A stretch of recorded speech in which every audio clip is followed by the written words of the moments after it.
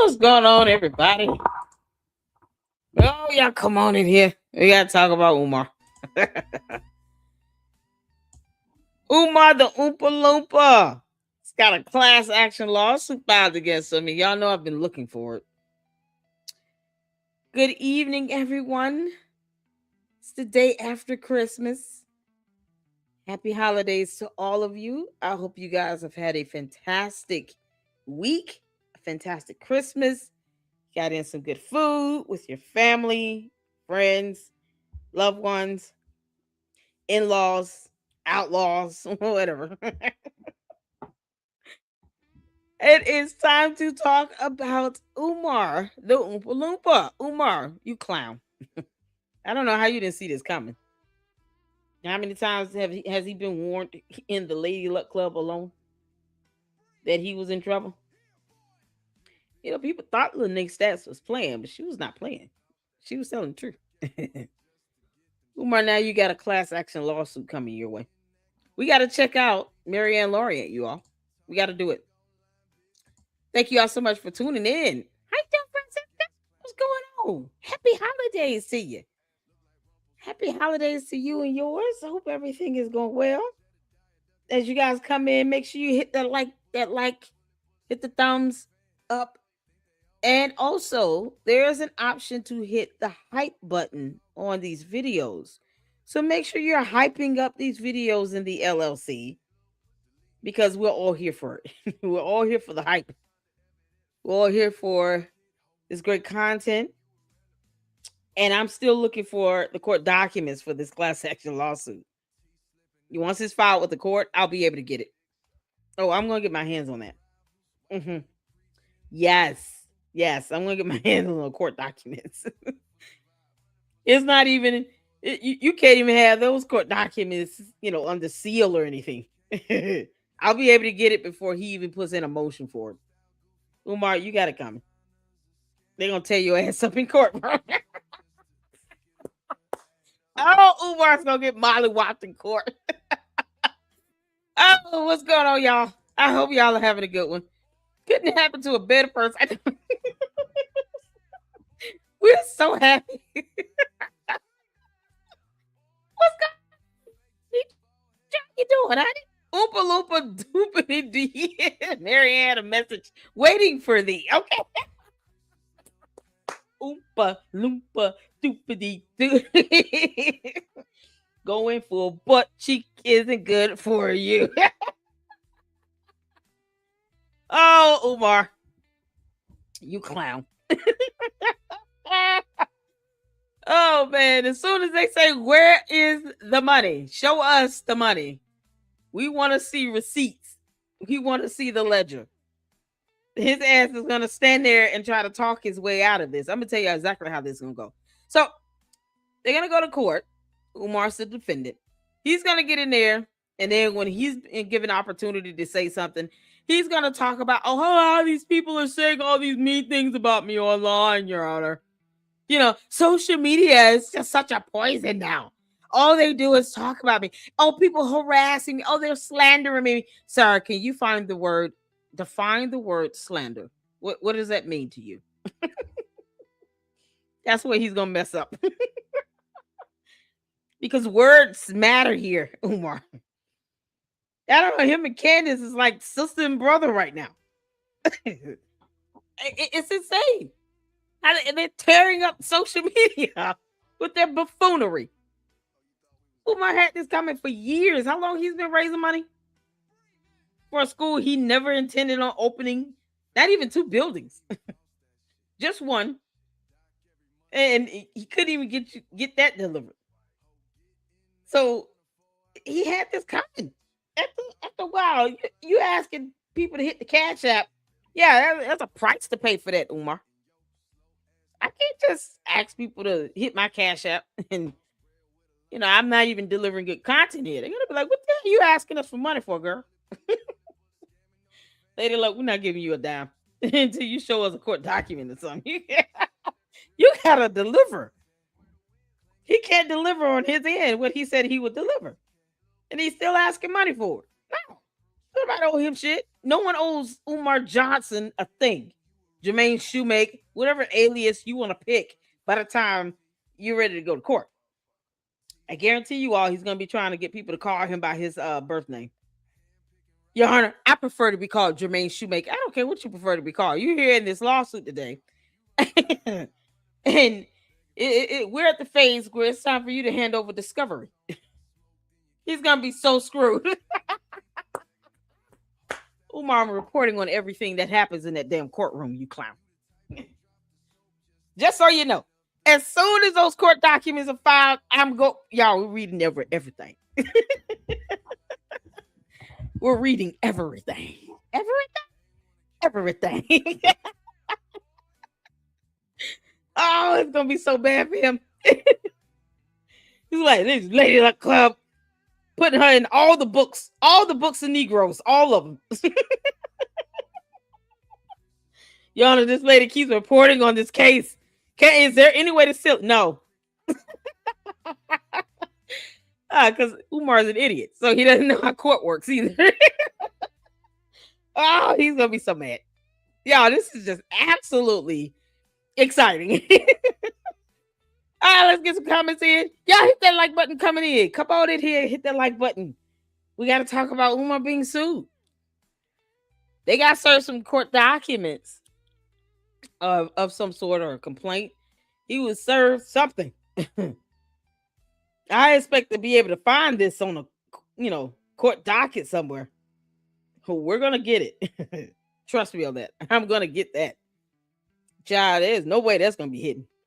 Oh Lord, y'all come on in and hit the like button. Thank you so much, Francisca. I appreciate you. Marianne had a few messages for the Oompa Loompa. Oh yeah, we're about to check out her video. Because we're here for this all day. I do know Lennon went live. Yeah, here because of reasons. I know. I was on Lennon's live. Is he still live? That's all right, y'all. We still go live. Lennon can pull an audience, but we still got to go live. Shout out to Lennon on him. Fantastic. I appreciate the information he has certainly sent me. Especially the deeds. The deeds, because Umar's name's not on it. It's not. He can't even prove that he's affiliated with this LLC registration. Umar, you're gonna have to do that in court. more than likely, you won't be able to do that unless you try to do it the last minute. Lady Luck Clubs, I need to put my name on the bread. Okay, yeah, we have to do that. Yeah. Then he'll just do it because I said it. Because he actually wants to be connected to all of this. Because when it comes down to it, Umar doesn't want to pay the bills. He knows that he will be ultimately responsible for the bills, especially if his name is on stuff. That's why he wants to get 2 and 3 different wives, like, a cult leader, because he wants them to be responsible for everything. He does not want to be responsible for anything. Umar doesn't even want to have to pay mortgage for a household, because he doesn't. He's a bum. He wants to live off of everybody else. So it comes down to where, all of that comes to an end, Umar. Living up there with your mom and no one knows what's going on with her. We still can't get proof of life. All of these things are going to run ahead. And at some point, the police are going to be able to gain entry into that house. See what's going on with your mother. So that her other children can find out what's going on with her and her grandchildren. Because you don't dictate and control somebody's life. That's not how this works. But since he wants to believe that, then he'll find out the hard way. Umar, you're going to find out a lot of things the hard way. Why it's not a good thing to say, go full butt cheek. No. Oh, grown men should not be saying that. Come on. He's such a clown. Yo, we got Marianne Lorient. We're going to check out her video here. And she speaks on this class action lawsuit from the donors, to which this girl in there got on my nerve. Really? I'm sorry, Tavares. How you doing, honey? Shout out to my moms. I appreciate you guys for being in here as well and for tuning in. Tavares said this girl got on my nerve. Oh no. Oh man. Some Afro punk girl. She's childish. Yeah, you get a lot of this these people that try to cover up for Umar, because he's still a big grown man filled with, pork rinds and little Debbie snack cakes. But he's over 50 and they still try to make excuses for him. Like we want to hear that. We don't want to hear that BS. I have to see it like this. If these people aren't paying my bills, I don't care what they think or how they feel. Because when Umar goes to court, guess what? They can't represent him. They're not attorneys either. So, they do all this lip service online. It is what it is. But when it comes down to it, and they stand before a judge in a court of law, same thing that, I say about the Candy ass cult members with Candace Owens. When she goes to court, none of those people are going to be in there representing her. They dictate nothing. So it's kind of like the same thing with the Umar Tardians. They dictate nothing. Because when it comes out to it, he's got to stand before this judge. And he's not even going to have two words to say to defend himself. He won't even have evidence to produce. Because Umar, you don't. Not now they're going to have to get all these so-called PayPal transactions pulled because you don't want to produce this stuff on your own. It's going to be awesome. I'm ready to see the ledger. Umar, we're ready to see exactly where that money went once it went to some bank account of yours you claim was frozen. Yeah, we're ready to see how that money was spent. The Umar Tardians won't be able to cover that up. So they can run lip service all over social media. That's all they can do. Thank God. That's all they can do. But, you know, they're just running interference for somebody that could care less about them. That's what's so crazy. If you talk bad about Umar, then he sees you as the enemy. It's so funny. Thought I was victim blaming me, which I wasn't. Ciao. Uh, Let me see. Okay. Oh yeah, no. The Umar Tardis is just as bad. Then she got mad when I corrected her about Islam being a religion in some African countries. Very childish. I like her better anyway. I like your better anyway. It's all good. What's going on, Kayla? I appreciate you all. It's December the 26th. Lord knows y'all can be doing any and everything else. You guys choose to hang out with me here in the LLC. And I appreciate all of you for it. Y'all ready to get started? Make sure y'all hit the like button. Tell me the number like you are, like Caleb did. He's like number 4. Hit that like button. Pork rinds. Yep, little Debbie snack cakes. Could anyone think he would settle outside court?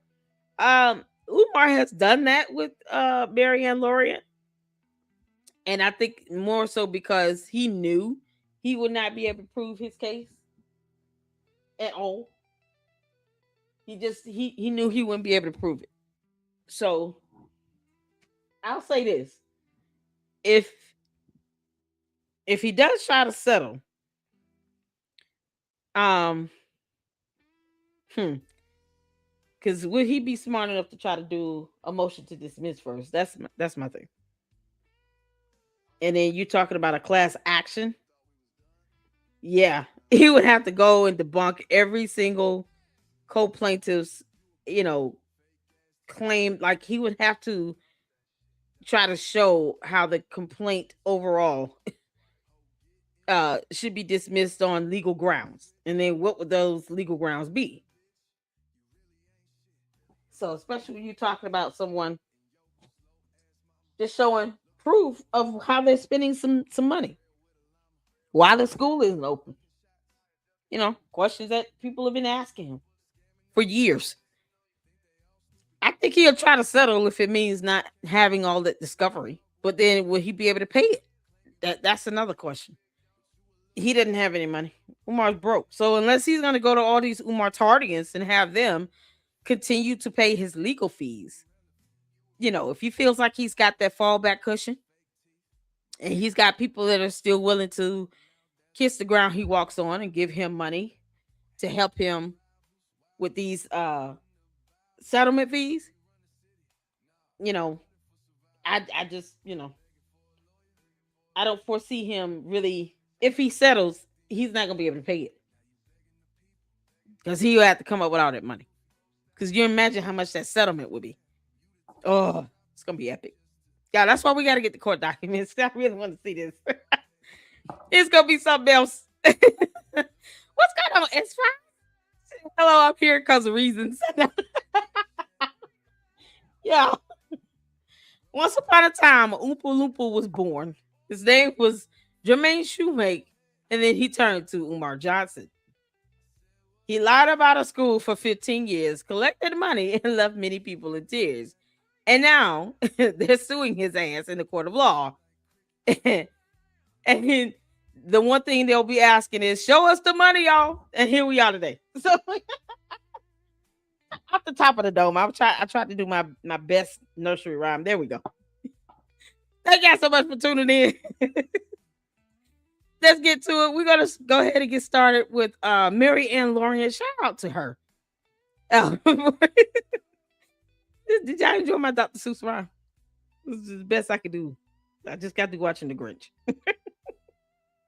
Oh man. Thank y'all so much for tuning in. We're gonna get going. So Mary Ann Lorian did a video, and we are here for it. And so we're going to go through this. Thank you all so much for your support. Make sure you hit that like button as you come in. Put a one in the chat where you can see and hear. Let's get to it. Good evening, my YouTube family. Happy holiday. I think I shared with you guys, this is one of my favorite time of This the is as loud year. as I can get it. I'm just in a delightful mood at all time. I love the holiday. My roast is cooked and the table's set. And before attending Christmas Eve service, I said, let me come and make this video. Um, the legal paperwork came today. All participants received their paperwork, and I'm not gonna lie, I'm elated. This is one of the greatest gifts um, I wasn't anticipating. Um, Before I continue, I'm going to say thank you for all of you who gave me birthday wishes. Greatly appreciated, meant the world to me. Thank you, thank you. I had a great celebration. It's just the month of December has just been amazing, and it's coming to a close. I like to take time and kind of regroup, reflect on the passing year, and plan what's to come for the new year. So I'm wishing you all a happy, happy holiday. But if I could get to the news why I'm making this video tonight, I was going to wait till Christmas Day to make a short video just to wish my YouTube channel member happy holiday. But the fact that the paperwork came today, I thought it was befitted Hold up the to give the paperwork. news real time. Um, all the participants, like I said, um, received the notice today. Um, Oh, um, smoke the oh Lord. plaintiffs versus plaintiff donors versus Oh yeah, that's Jermaine right. Sherman, known as celebrity name Dr. Pause. What'd she say? Hold on, hold on, hold on. She's giving the plaintiffs versus defendant. That way I can look this up. Her house is beautiful. And I think that's one of the reasons why he kept trying to get over there because, you know, he just he sees an opportunity to take advantage of somebody. She's a single mom with kids, and he really thinks that people are as dumb as he is. Umar, you dumb dumb. No. Every woman on earth does not want you. You're repulsive. And on top of that, you you're literally confirming that you're a cult leader if you want two and three different wives. That would be polygamy, you moron. Umar the Oompa Loompa wants multiple wives. It's unbelievable. So I am so glad she's naming the how it's listed as far as the defendant. because that way I can try to find this. I thought it was befitted to give the news Hey, real Foxy! time. Um, Her all the volume is low, y'all. participant, like I said, um, received a notice today. Um, Yep. um, Shout out plaintiff to you, Foxy. versus plaintiff donors versus Jermaine Shermack, known as celebrity name Dr. Umar Johnson. This is now Okay. an official court matter. So I'm gonna elaborate to tell you guys how we got to this point, and moving forward, it's gonna be um, a process. Moving forward, um, I'm not going to be able to, because this is an active investigation now, to give too much detail, but um, depend whether he wants to settle out of court or whether he wants to go to court. I will definitely plug my YouTube family on what is going on. So it's 40 of us. Now, the reason I'm part of it, yes, I did get a settlement, but they're using all my donation money to show that I was a supporter who did give um, donation and never received any receipt, and to backtrack to see if he followed proper procedure, whether he has uh, uh, what did they call it? Donors.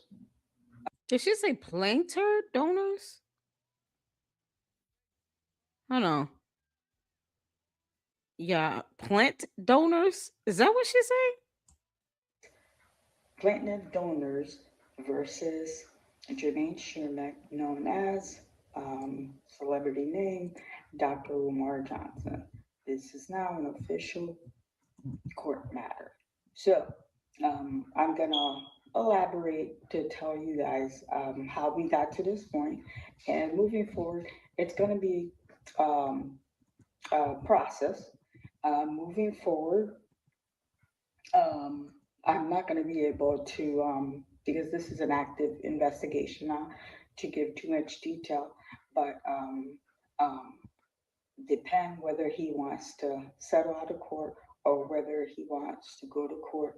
I will definitely plug my YouTube family on what is going on. So Oh, it's 40 of us. Now, the reason I'm part of it, yes, I did get a settlement, but they're using all my donation I money can't to believe he. show that I was a supporter.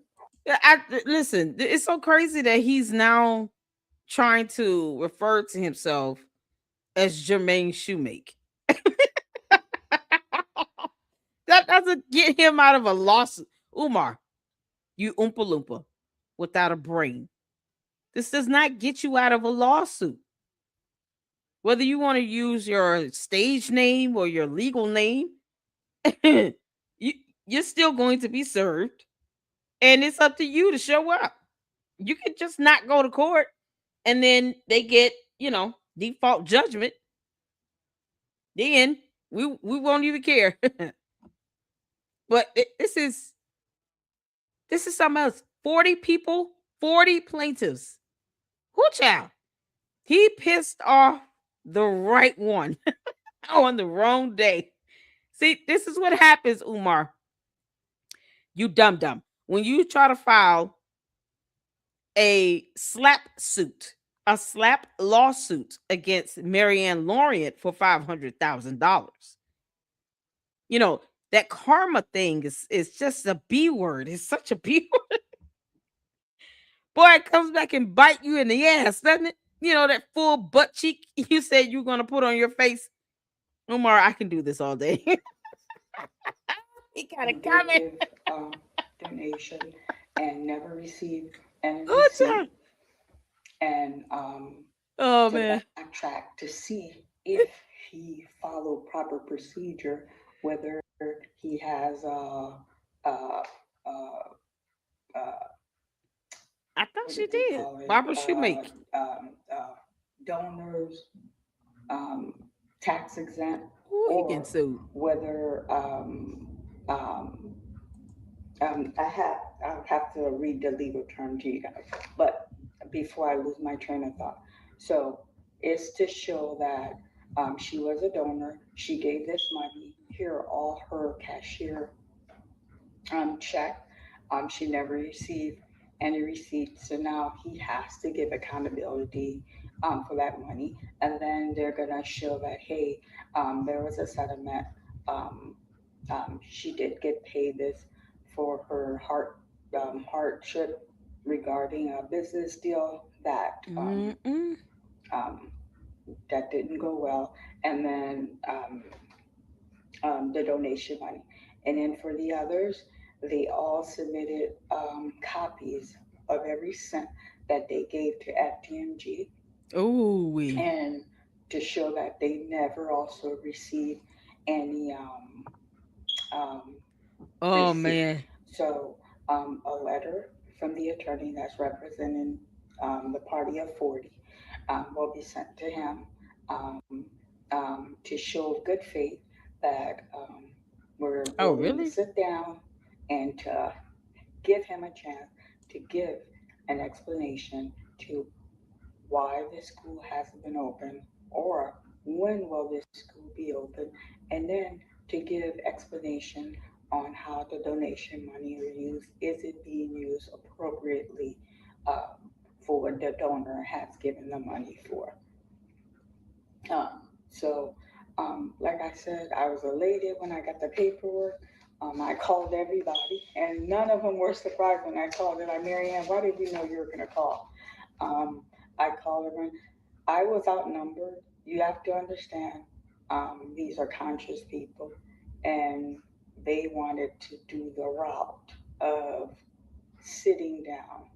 In the conscious community, going to What? court, it's not a thing they really practice. That's something. Why is that?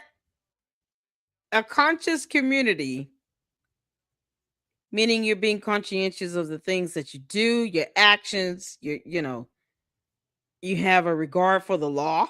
I hope. Why would they not want to go to court? So if someone misappropriates funds or not able to give an account for how they're spending money you're giving to them that you're going to work every day and earning, you don't want to go to court and sue them for it?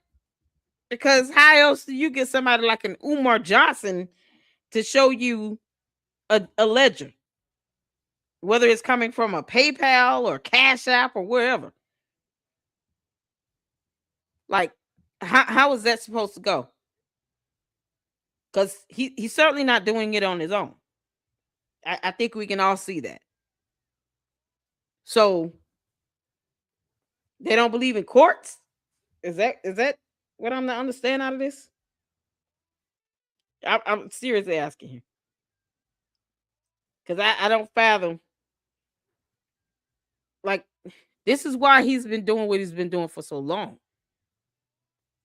I've never given him any money, so I can't speak for him taking advantage of me financially, but I see he's taking advantage of others, and he tries to rope people into his personal affairs by getting into these relationships with women he feels have some financial benefit. There's some sort of, you know, compensation that they can bring to the table.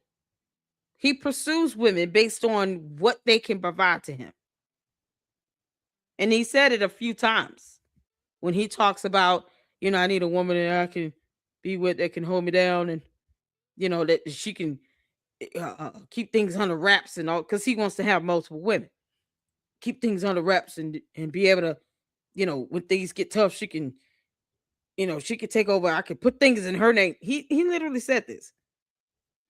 So he'll get all kinds of loans and credit cards in your name and tear up your credit, create all this debt, and then expect you to pay it because somehow that's you supporting him. No, that's called You're looking at these women like your mama, and that's not what they are. They didn't give birth to you.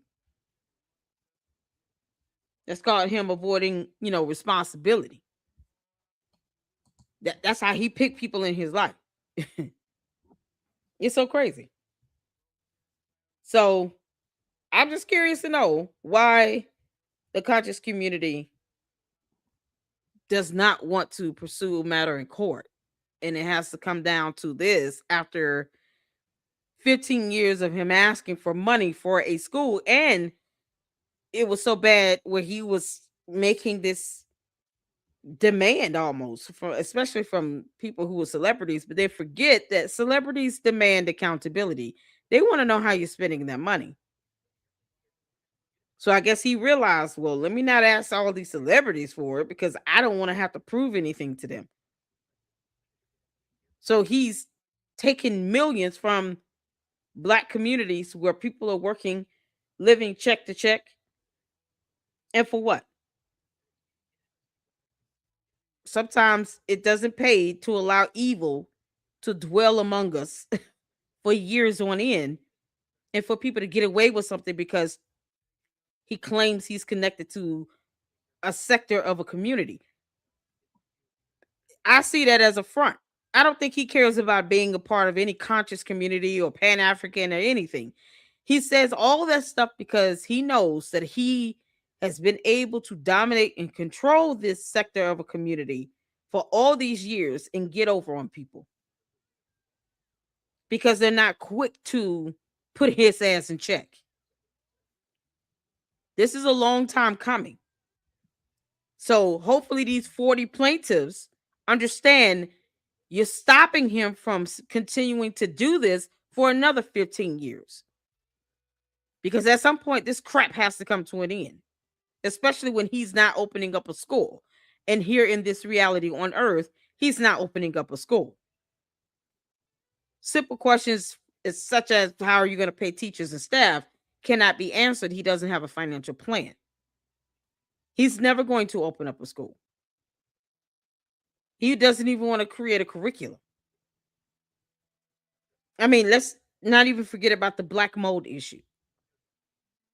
So there's nothing else to lose but more people losing their hard-earned money if he's not forced to have to go through this legal process and forced to have to surrender over discovery. Compel it out of his ass. And as soon as it goes through the courts, guess what? It's made available to the public. So unless he tries to just hurry up and settle to keep from having all this discovery made available to the public, he won't have a choice. This stuff is going to come to the light. The judge won't care because he claims to be a celebrity. They don't care about that. They're not supposed to. They're just going to tell him, you're supposed to be handing over some financials. We need you to hand this over, or you be held in contempt of court. That's what this needs to come down to. Accountability. Thing that will be used for the extreme last resort, and he knows this, and I think he preys on that. And also for me, with someone with religious background, they advise you to take one or two, settle matter. Court is also used for a last resort. Um, but what I want to say publicly is there's a lot of people that may not give their money. Hey, Jay the Informer, shout out to you. And thank you so much for the $10 cash app you sent. I received it and I appreciate it. Thank you so, so much for your generous donation. If I could get one of the mods to drop Jay the Informant's YouTube channel link in the chat, I would appreciate that. Thank you all so much. Thank you to my mods. Shout out to my mods. Let's show Jay the Informant some support. And Foxy also is a content creator. She has a YouTube channel. So Foxy, feel free to drop your YouTube channel link. S Files also has a YouTube channel. So you guys make sure you are supporting my fantastic mods here in the LLC. You guys, please drop your links to your YouTube channel links, YouTube channels. Drop those links so that people can go out and show you all some support. and check out your great content. Thank you all so much for tuning in. Hit that like button. Let's get back to it. That, but I'm glad that I was able to retrieve mine and help um, a select few to get their money back and to stop him um, from preying on the community, from preying on black folks, period. Um, this shenanigan coming to an end. So I'm glad I'm able to make a difference. So I don't know if I should say this, but so me, I footed the legal bill family and I didn't flinch. Um, when the settlement is um, settled, when they give everybody their money, legal fee will be taken out equally from everyone and I will be reimbursed. Like I said, I didn't flinch. There's Um, nothing wrong with saying that. I was happy Thank you, to Tavares. be able to be in a position to give that legal fee swiftly because Thank you, Foxy. this was an injustice and you can't be silent in the face of injustice, you know. So Yep. we all got the paperwork. Um, um, As he just like to do. Yeah. he should receive his, um, from what I understand, he should get his copy um, at the beginning of the new year. But I also wanted to read the process, what they did with us. Okay, so when they started with us, they held meeting with all of us, and the step was like to Let's speed up start just a little bit. collecting evidence, Hey, which Ralph meant Mars. we were all supposed to retrieve, like, get every single proof of money that went, and then their legal team, they got Fantastic. obtained a lot of videos of him saying the school's going to be open, school's going to be open, but the school has never been open. That's also an evidence to see why um, he's saying the school hasn't been open. So, and they sent this to us. Let me read it on for you guys. I'm sorry, I should be a little bit more prepared.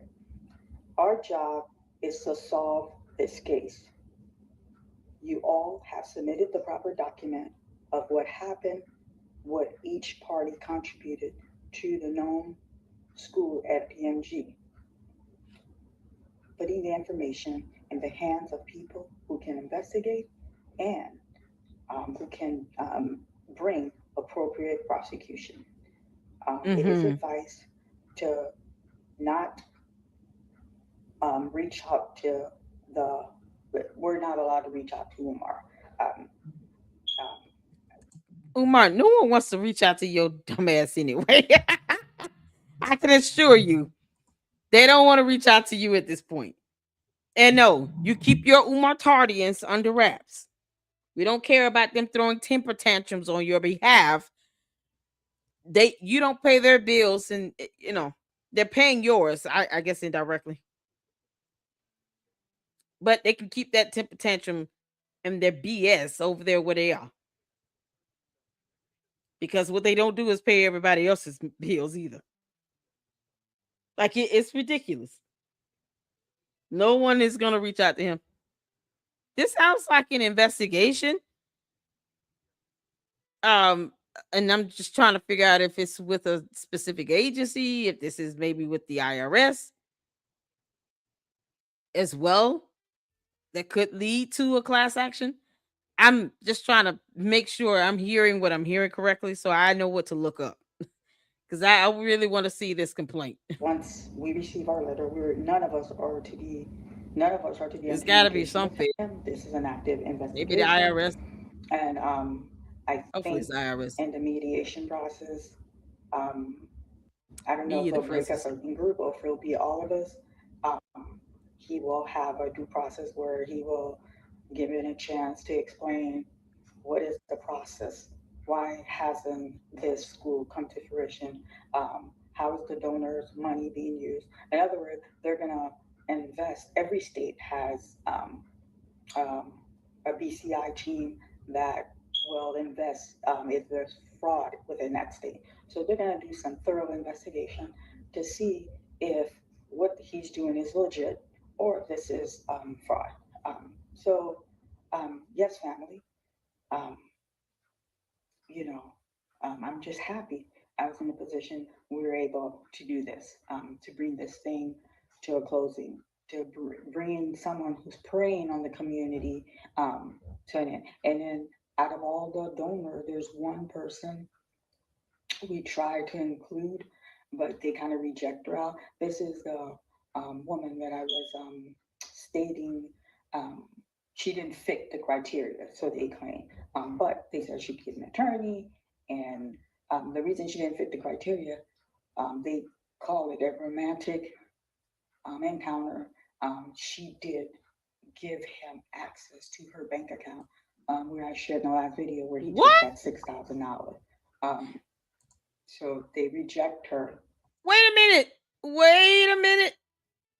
Did she say witches? Oh no. What did you say?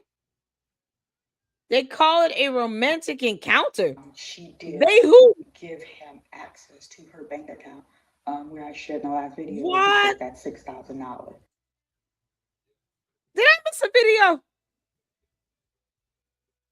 Maybe I'm missing a video. Because you can't make this up. I'm missing a video. She said in the previous video, somebody gave him. Wait a minute. You can't make this up. What video is that?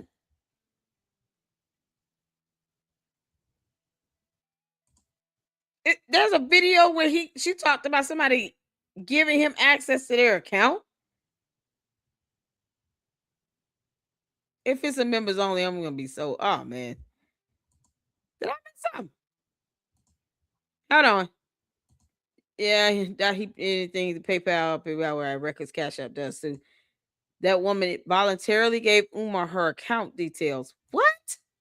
He had a book at some point, but I don't think he would be able to feel track of donations on his own. I said that it was smart and was accused of victim blaming. That's how I got into someone with Linda's live over this lady. What in the world? Wait a minute. So another female that y'all know he's calling a woman his wife, or he's claiming he's got two wives right now. That means that's two people with incomes coming in. He's not smart enough to understand how combined income for a household works when they're looking at a judgment or a possibility of a settlement. They're looking at your finances. You claim you have two wives. They're going to ask about these two wives, Umar, you dumb dumb. And they're going to ask, what is the income that they're bringing in? Because naturally, if you say you're married to someone, you're living in a household with them. So your income becomes combined. He's an idiot. He's such an idiot. But the women are even dumber for saying that they're affiliated or connected to him for some reason, because their incomes can be brought into this situation. So we're just going to let that happen. Most of them aren't even smart enough to pay attention to what I'm saying either way. But that's what's going to happen. They're going to look at combined income and gross income at that, not net, the gross income. So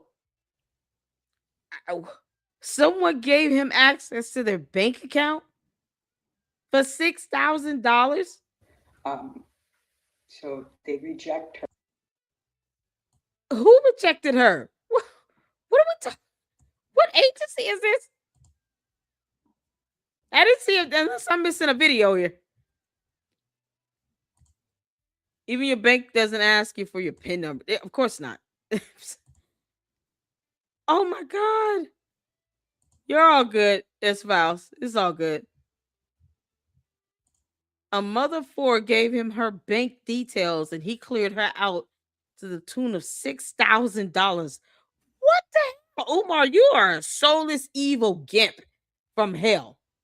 She's got four kids. Just because you decided to be a deadbeat and not take care of your children does not mean that you should be walking around here consciously taking 6 grand from someone. And the conscious community, I hope you all are listening to this. This is what you are going to court for, to stop that dumb crap from happening. Because he's not making the conscientious decision to not do these dumb things that are evil and vile. Yes, there are women out here that are just, brainless enough to sit here and fall for Umar Johnson, an unemployed clown that claims to be the greatest speaker of all times when his dissertation is absolute garbage from the pits of hell. That's neither here nor there. You're welcome for that, by the way. Umar, I'm going to get every dissertation you claim to have graduated from, whatever school you claim to have graduated from. I'm going to keep getting them because no smart person would write that dissertation. Your dissertation was absolute garbage. But the conscientious community needs to remember this when you're going through this process and think about this woman who is still lost $6,000 to this idiot that he obviously has no intentions on reimbursing. 6 grand, and she's got 4 kids. I'm sorry, just I don't care about any consciousness if you don't want to see him. Like if this is what we're trying to avoid having him held accountable for, why did she give him access to her They account? kind of Oh reject God, her out. This is the woman that I was dear Lord, stating. Um, she didn't fit the criteria, so they claim. But they said she could get an attorney, and the they reason she would didn't have fit to the be friends. criteria, they call it a romantic encounter. She did give him access to her bank account, where I shared in the last video where That's he took that crazy. $6,000. Um, so they reject her. Um, my heart really hurt for her. When I shared with you guys, Wait, so they who rejected her? Who rejected her? The attorneys? I don't think an attorney would reject that type of complaint because what if it's a love scam? He was going around here trying to charge women $500 to go on a damn date with his dumbass. What if it was a love scam? That's very well possible. There are plenty of case law where women were beguiled. Yeah, they were they were scammed, flat out. Romance scam. I mean, it's as simple as that. What if it was a romance scam? Or maybe he told her he was going to pay her the money back. I don't know. Who is this lady? And who rejected her? call it a romantic and do Because I mean, I would whether call that this a thing is romance scam. legit or this is fraud. So, yes, family. Um, This is crazy. you know, Beguiled. There you go. I'm Thank just you. happy I was in a position we were able to do this, to bring this thing to a closing, to bring someone who's preying on the community to an end. And then out of Wow. all the donor, there's one person we try to include, but they kind of reject her out. This is the woman that I was stating. Wow. Um, she didn't fit the criteria, so they claim.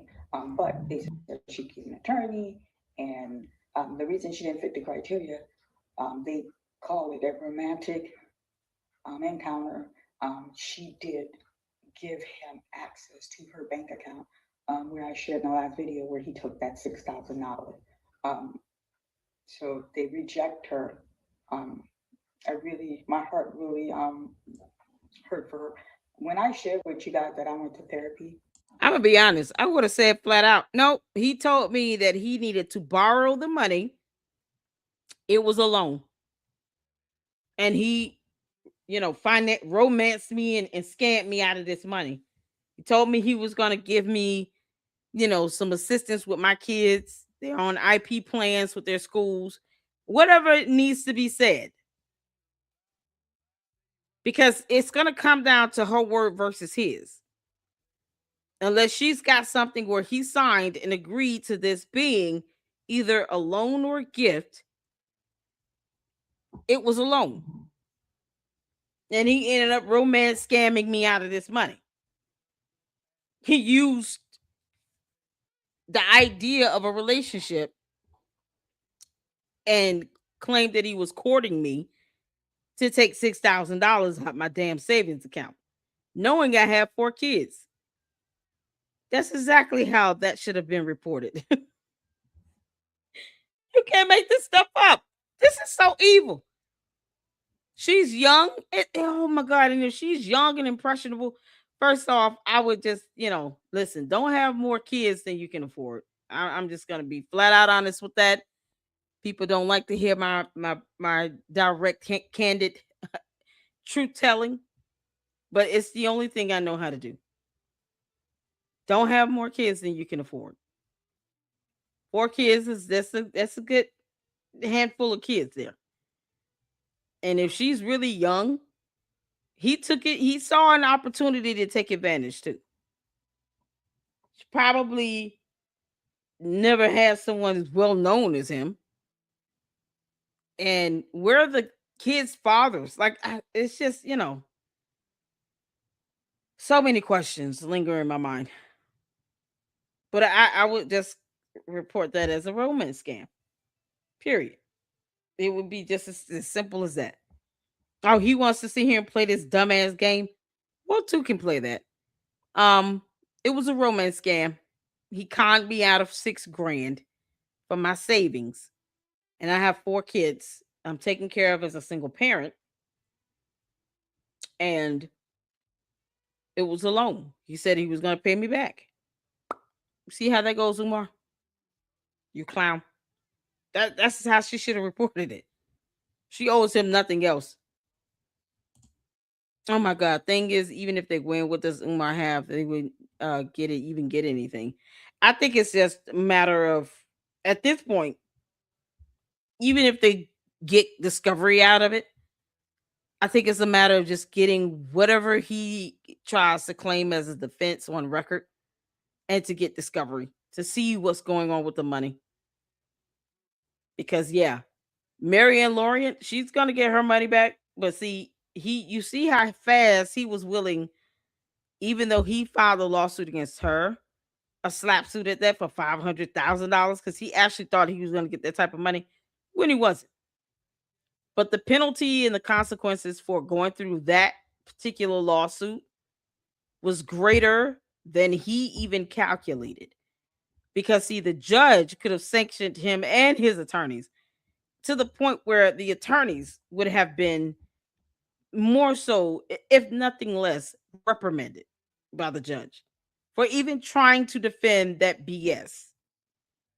You send, you come to court, you send the slap suit to this court for $500,000. The amount was just inconceivable for someone like Marianne Lorient. We're not talking about Steven Spielberg here. Why would you sue someone for $500,000? And she's working a regular job. She has kids. She's a single parent. Why would you do that? She's an independent filmmaker. This film, she only spent like 80 some $1,000 on that film, Awakening. So why would he turn around and sue her for 500 grand? It's so ridiculous. But see, he did that to try to punish her, to be vindictive. And the court doesn't like it when you waste their time and file frivolous petitions in bad faith. And Umar did not want to get to the discovery phase, because just as much as he would have been able to ask about her financials for that type of lawsuit, she would have been able to ask about his. And he didn't want to give up that discovery. So It's rare you see a plaintiff reach out to the defendant to say, "We're trying to settle with you." But that's exactly what happened because he knew that lawsuit was some bullshit. And he knew he did not want to go to discovery. He knew it. He would have had to pay her attorney's fees. He would have lost like hell. His attorneys would have been scolded. And they definitely would have been set back even further because she could have, demanded a lot more. If they would have went through a full trial and a hearing and all these things, she would have been able to get, Marianne would have gotten back a whole lot more money. And he knew he couldn't afford to pay her all that money. I'm still wondering, he was able to give her $68,000. You can imagine all the donation dollars that went into that. But that's what it would come down to. Let's say, they get the discovery and they end up settling. He's still going to have to come up with whatever money is ordered for him to pay in the judgment. And of course, everyone with a brain knows that he's going to be using donation dollars to do it, which would further the plaintiff's case even more by saying, he's using donation dollars to pay his personal legal settlements. Yes, he has no job of his own. And look how he's handling people's money. $6,000 from this young lady that he just completely scammed out of her. Even though, of course, his defense is going to be, well, she gave me the money. She let me get access to her account. Yeah, under what pretenses? See, they can speak to intent with that. I don't know who decided that she didn't qualify for something. That's what I'm curious on. Who said she didn't qualify? I don't know if it was a date. Ugh. Yeah, if you can believe this, Tavares, there are women that still want to date Umar. God, it's so gross. It's like saying I want to go out on a date with the boogeyman. God. Most people will look at them and say, "Why?" He don't take baths, right? Oh God, yeah, Umar's repulsive. Umar needs to repent. Yep, sound like a one night stand. Yeah, it could have been.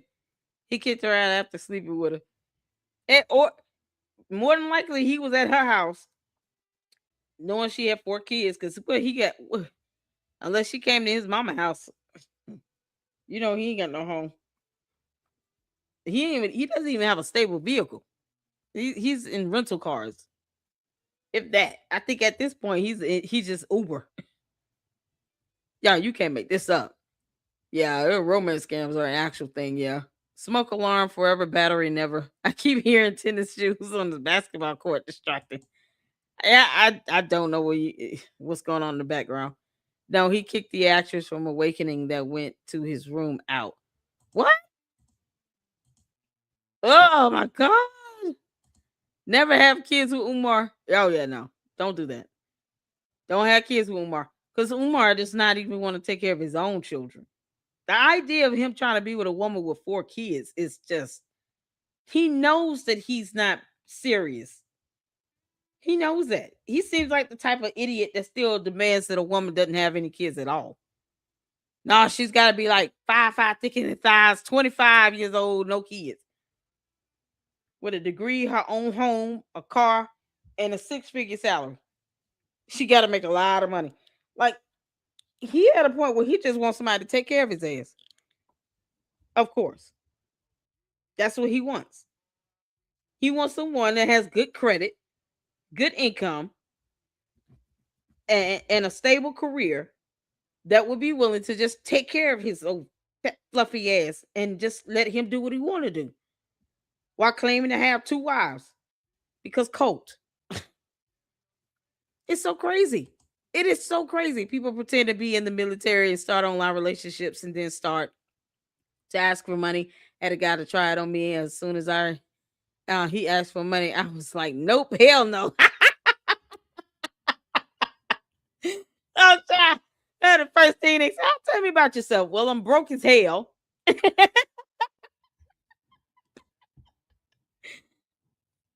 have two kids, and I love my babies dearly. And you will never become before my kids. How about that? Yeah, once you say you're broke as hell, that's if it's a scammer, they're gonna just be like, all right, well, I'm going the other way. Oh, you have no money. I have none. Bye. You can't make this up. Yeah, that's a starter. Oh man. Just because you're working on me, I bless God for having had a fantastic father in my life, and I think that comes to having that father figure as well as a woman. Having that father figure was important in my upbringing, and he taught me exactly the things I needed to know about men in relationships and being able to pick out a clown when you see and hear one. You know, just be able to discern and ask certain questions, and that's it. Just know how to carry yourself.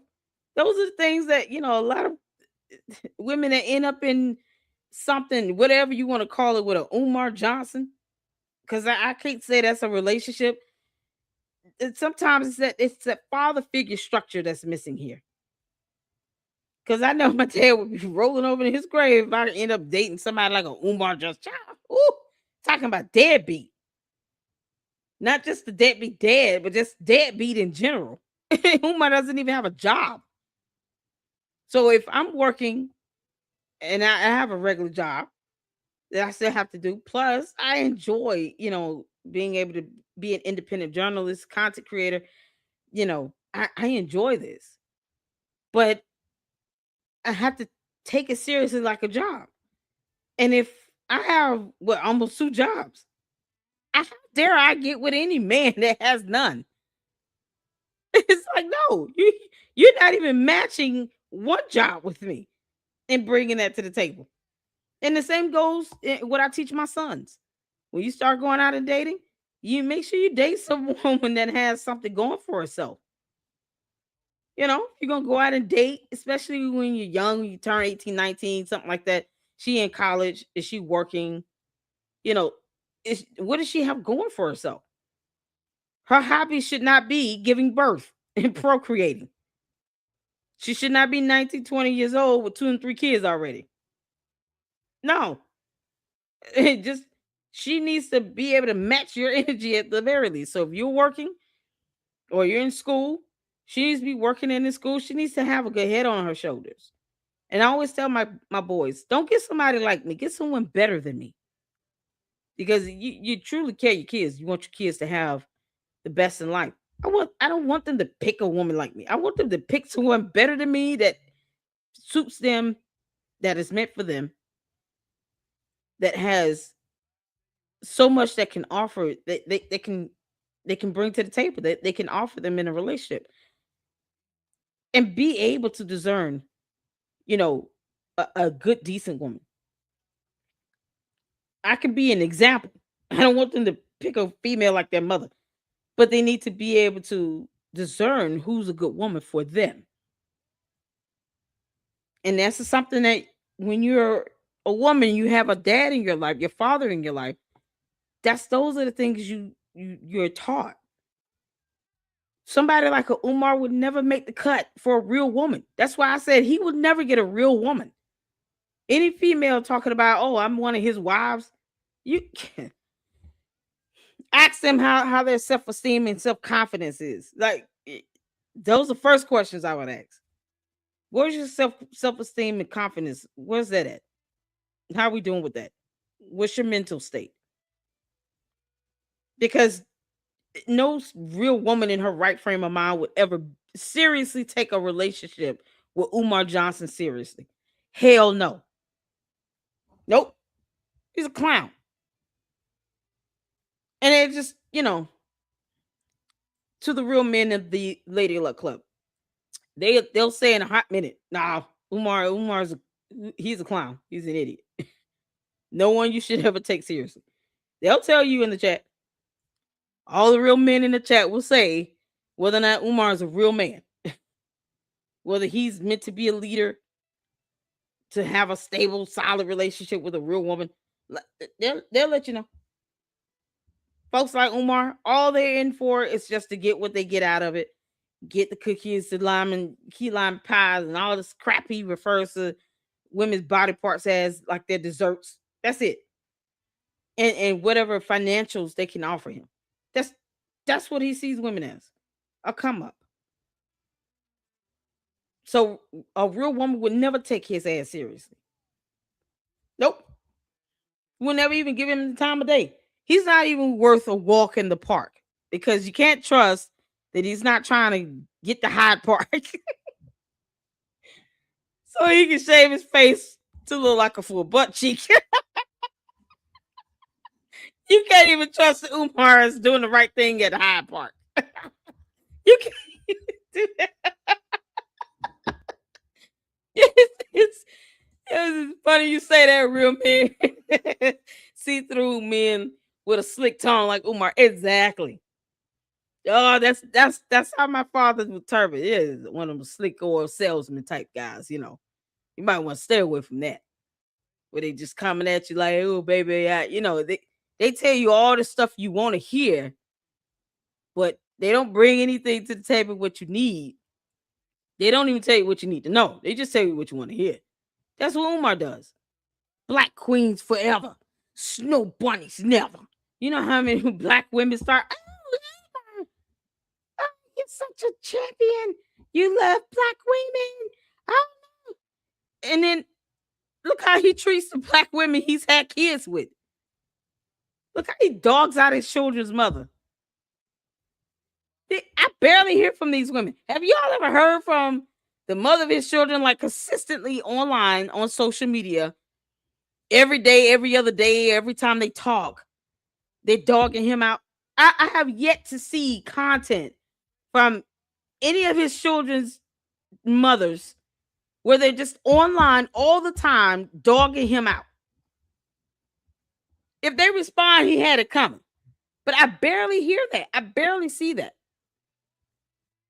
It's so crazy. And you got women that they think nothing is wrong with that. Him dogging out his daughter's mother or being a horrible father to his own daughters.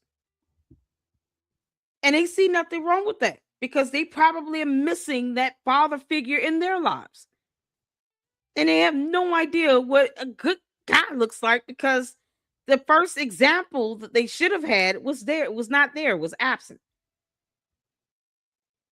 It's that and it comes down to that. So when I hear Umar saying dumb like, "Oh, black queens forever, snow bunnies never," that doesn't faze me. Like, God, please, I just roll my eyes. Who you think he fooling? If anything, he's lying because he knows deep down he's not picky. Umar would date a white woman just like he would an Asian, a Latino, or anybody. He it doesn't matter to him. Yeah, you barely have to. You have to question if it's an actual woman or a transgender woman. Like you can't even trust that he's dating natural born women. He can date a transgender woman. I don't think he's picky at all. He's just not. Period. Umar is not picky. But you get black women that just they feel like they got to be validated through him, and he is the last person to try to validate a black woman. When he dogs out his own daughters and treats his own daughters' mothers like crap, and you see how he handles his mother, who gave birth to his ass. Look how he does her. He won't even allow his siblings to see their own mother. Her grandchildren want to see her. We can't even get proof of life. People don't even know she's leaving the house. No confirmation of that. Of her well-being. And those same dumb women find it a problem that people are concerned about his mother. But that's how he treats his own mother. And on top of that, this idiot wants to have multiple wives that he's not legally married to. And they think this is a good guy. He's such a real black man. No, he's a He's just a cookie monster, cookie crusher, whatever you want to call it. That's it. He has nothing to offer. My bad, I hit my mic. He's a clown. He's a man baby. Exactly. So I'm just I just had to get that out because that's the type of women that Umar is getting. He's getting these insecure women with no confidence, no self-esteem, that had no father figure in their lives. Or if they did, their father didn't really teach them, you know, here's what a real man is. Here's what to look for. Maybe they could call their dads and they didn't really have a close relationship with them, or their fathers didn't really teach them anything. Who knows? But the type of women he get aren't real women. They just they're like little girls stuck in little girl mode. They want someone to boss them around, but you cannot imagine this guy being a real leader. And when you don't have any security and confidence in yourself, when your self-esteem is shot, sometimes you feel like you deserve any old thing and you settle for that. And it's not worth it. Because now look at the headache this lady has to go through. I don't know much about her, but look what she has to go through now. Being out of $6,000. That probably took her a while to save. But she's out of 6 grand because of Umar Johnson. Because she allowed this clown into her life, into her home, probably to her bed, and into her bank account. And for what? She didn't owe him a damn thing. That's money that could have gone towards her children. She might as well just taken them to Disney World and blew the money there. Then I have given it to this idiot who'll probably sit here and fight her to the death to try to give it back to her. This is where we are. And that's what you end up with when you end up with somebody like a Umar Johnson. Her story and the young Crazy. lady who was in the movie, Let me go back a video little where bit. he took that $6,000. So they reject her. My heart really Oh, good. Lennon said the same thing. hurt Yep. for her. When I shared Truth. with you guys that I went to therapy, her story and the young lady who was in the movie, which What's going on, Proud? I abandoned as a woman, You can't as a donate it, mother, allegedly. as an aunt to Probably. have nieces. It wore really heavy on me because, um, It's like I nobody told you forever. guys, he's the one who connected me with this woman because we're collecting testimony for him. And then when this woman shared this heart wrenching story with me, she's like, in her mind, she believed, she was in a romantic relationship with this man. But just because a man is sleeping with you does not mean this person is committed to you. Um, and when he took everything she had, that's all she told me. It took her 8 years, 8 years, which I'm like, wow, 8 years to save 6,000. Well, for her, that's the time frame she needed. 8 years to save $6,000. This is her Wow. supposed to be her backup money. She has 4 children. She's a single mother. And Eight when she years? reached out to him, questioning Yeah. him I for watched taking this the the other money, he day. told her he had something to do. He'll get back with her, and she's I watched this on the 24th. Um, but there's certain parts that I'm being reminded of. Let me put it like that. That I forgot about. Especially the smoke detector. What? Y'all, I didn't pay attention to the smoke detector at all. I'm gonna be honest. I did not notice the smoke the smoke detector was beeping. I gotta be honest with you. And I was watching this in between doing other things. So, I was listening to it in the background because this was on the 24th. So this was Christmas Eve. So yeah, I did see it on the because I think that's when she posted it. But I did not notice the smoke detector. To me, some people just kind of pick up on that. I just, I don't know. Maybe it's because I watch a ton of videos sometimes, and certain things just You become numb to those noises. It doesn't bother me as much as it does everybody else. I like the big clock in the background. Me too. It's a beautiful clock. She has a beautiful home. Yeah, you're hearing the smoke detector. I know. Yeah, I can't talk because when it comes to my smoke detector, I'm short, so mine's is too high up and I can't reach it.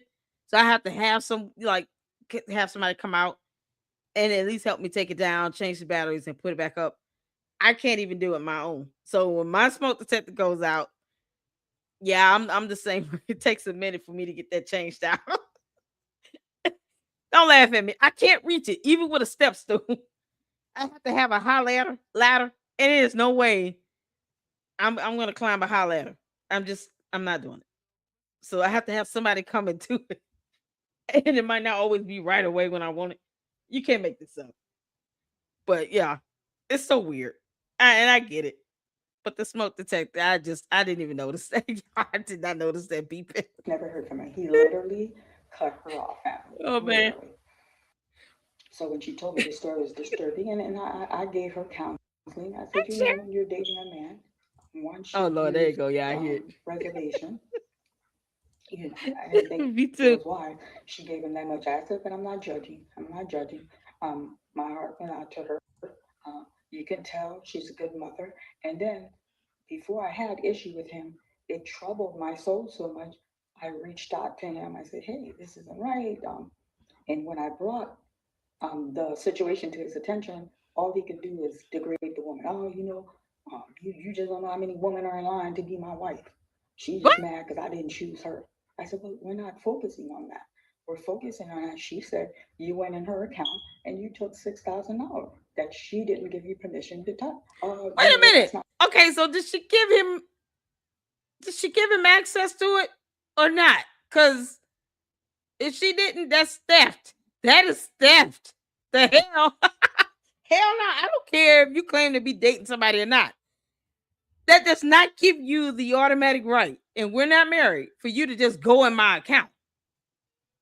What am I hearing? she said you went in her account and you took six thousand You dollars. can't make this up. My heart went out to her. You can tell she's a good mother. And then before I had issue with him, it troubled my soul so much. I This reached is out to crazy. him. I said, hey, this isn't right. And when I brought the situation to his attention, all he could do is degrade the woman. Oh, you know, you just don't know how many women are in line to be my wife. She's just mad because I didn't choose her. I said, well, we're not. Omar, no one is mad or hating you. You're just an idiot. You're just a fat idiot with no brain. You Oompa Loompa. Filled with little Debbie snack cakes, pork rinds, hog mugs, and pig feet. No one is degrading you, you clown. It's insane as to why he felt the need to just go. If he went into her account and did not get permission, that is not a romantic encounter. That is theft. He stole that money. To his attention, all he could do is degrade the woman. Oh, you know, you just don't know how many women are in line to be my wife. She's just mad because I Who didn't gives a choose her. damn? I said, well, we're not focusing on that. In line to be my wife, you clown. Who cares about them low self-esteem women? What does that have to do with the $6,000 you took out of her account? I'm confused. I'm just confused. That's theft. He went into her bank account without her permission, took the money out. That's theft. Yeah, Mimo understands. That's theft. This is crazy. I had the audacity of you to tell me what to do on my channel. And I'm gonna say it as loud as I can. That is called theft. That's theft by taking. He didn't get any permission. That's what that is. That's how that should be investigated. And I would have left it just as that. No, he stole it out of my account. I don't care what he think he has with his big ass gut. He stole that money out of my account. I didn't give him permission. Especially if he didn't even consider himself to be a boyfriend or anything. I don't know. Then he really stole it. What makes him any different than some stranger off the street? You can't make this up. It's theft. I'm trying to keep up. I'm trying to figure out exactly what this is. Like, because either she gave him access or she didn't. But it has to be one or the other. So when the lady is recanting this story, she needs to be very specific. Either I gave him access and he was able to withdraw, which, I mean, ideally from a savings account, you don't withdraw from that. The whole point is to save the money, not to use it as a checking account. And some banks will not allow you to make so many withdrawals in a day from a savings account, or they'll automatically convert it over to a checking. So the concept of him withdrawing $6,000, he cleared out her savings account. I mean, there should be a limit to this, some sort of daily limit put on that account for a savings account. And if he tried to do multiple transactions, it definitely should have limited him from being able to do that, because then you're over exceeding the limit. So for a savings account, you don't want to be able to take out $6,000 like that. It's a savings account. That is the whole purpose of you saving it is being defeated if you're withdrawing it out. And how did he do it with? I mean, he would have had to have her debit card.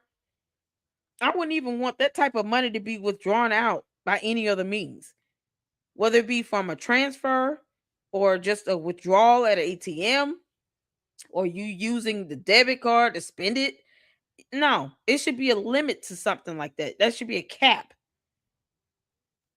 That is crazy. $6,000 at once from the savings. No, I don't give a damn who you are. If I'm not spending my $6,000 that I saved with my hard earned money, your goopy loopy ass don't get to come up in here and spend my money. The audacity. So I'm confused. Which one is it? Is this something where she gave him, maybe she said you can use $100 or something, and then he just took the $6,000, or what? I need to be clear on that. We're focusing on that. She said you went in her account and you took $6,000 that she didn't give you permission to touch. You know what? That's not how that went. Did she tell you she got four baby daddy? Just try to deflect. That had nothing to do with it. Did he get permission or not? I mean, that's what I want to know. Did he get permission or not? It's not his damn money. He didn't earn it because he has no job. Because Umar's a deadbeat. The situation to his attention, all he could do is degrade the woman. Oh, you just don't know how many women are in line to be my wife. She just mad because I didn't choose her. I Let said, anybody run we're over not here come tell focusing me on what to that. do on my channel. We're Chapel. focusing on that. She said you went in her account and you took $6,000 that she didn't give you permission to touch. You know what? That's not how that went. Did she tell you she got four baby daddy? Just try. So as opposed to his dumbass saying exactly how that went, he talks about how, oh, she has four baby daddies. Nope. How did you get $6,000 out of her savings account? Why are you dancing around this subject? But he's supposed to be so direct and straightforward and honest though. Well, no, here's how this went. She gave me her debit card and she said, use as much as you need. And that's exactly what I did. Like, he's not saying anything about that at all. Oh, she's got four baby. I'm not asking about that. Don't care. It has nothing to do with her saving $6,000. To deflect the situation. I don't care if she had 10 baby daddies. The point is, she was adamant she did not give you permission to go in her account and withdraw that money, and you did. And I felt at that time I could have done a little bit more, but I'm not going to I say. would have asked her what type of account, like what bank do you bank with? Because there's got to be some policies or some regulations in place to where a savings account should not be treated like a checking account. So there needs to be a withdrawal limit per day or a set number of transactions. Maybe you don't hit, let's say it's $500 limit. Maybe you don't hit that. But if you do more than 4 or 5 transactions in a month, we convert this over to a checking account, because the whole point is that you're saving the money, not using it like it's a checking account. It's not, it might as well be a checking account because you're getting some sort of ROI from a savings account.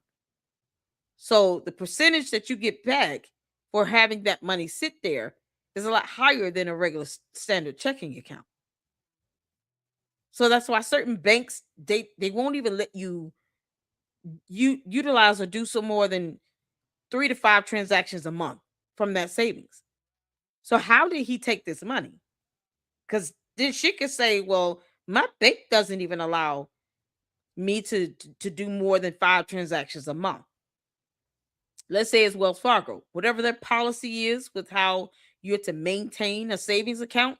If I were her, I would come from that angle and lean on those bank policies to help prove he went and took that money out without my permission. I can't even do that. My bank would have converted this to a checking account. So for him to do that, he did this without my permission. And here's exactly how he circumvented the process with the bank. There's another angle here.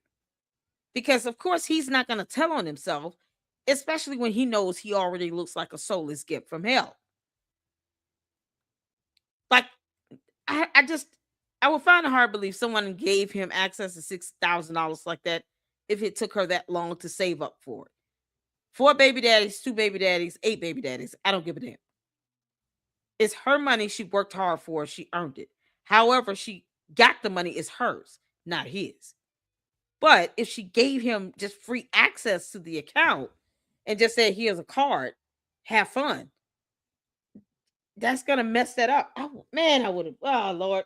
She should have never said, she should have just said it was a romance scam. He conned me out of my money. He took it out of my account. Then, and here's the banking policies and procedures as to why I would never ever allow him or even myself to go in and just clear out my savings account. Why the hell would I do that after 8 years of saving? It's insane. This is insane. Sit here and lie. I just saw him like some kind of That's crazy.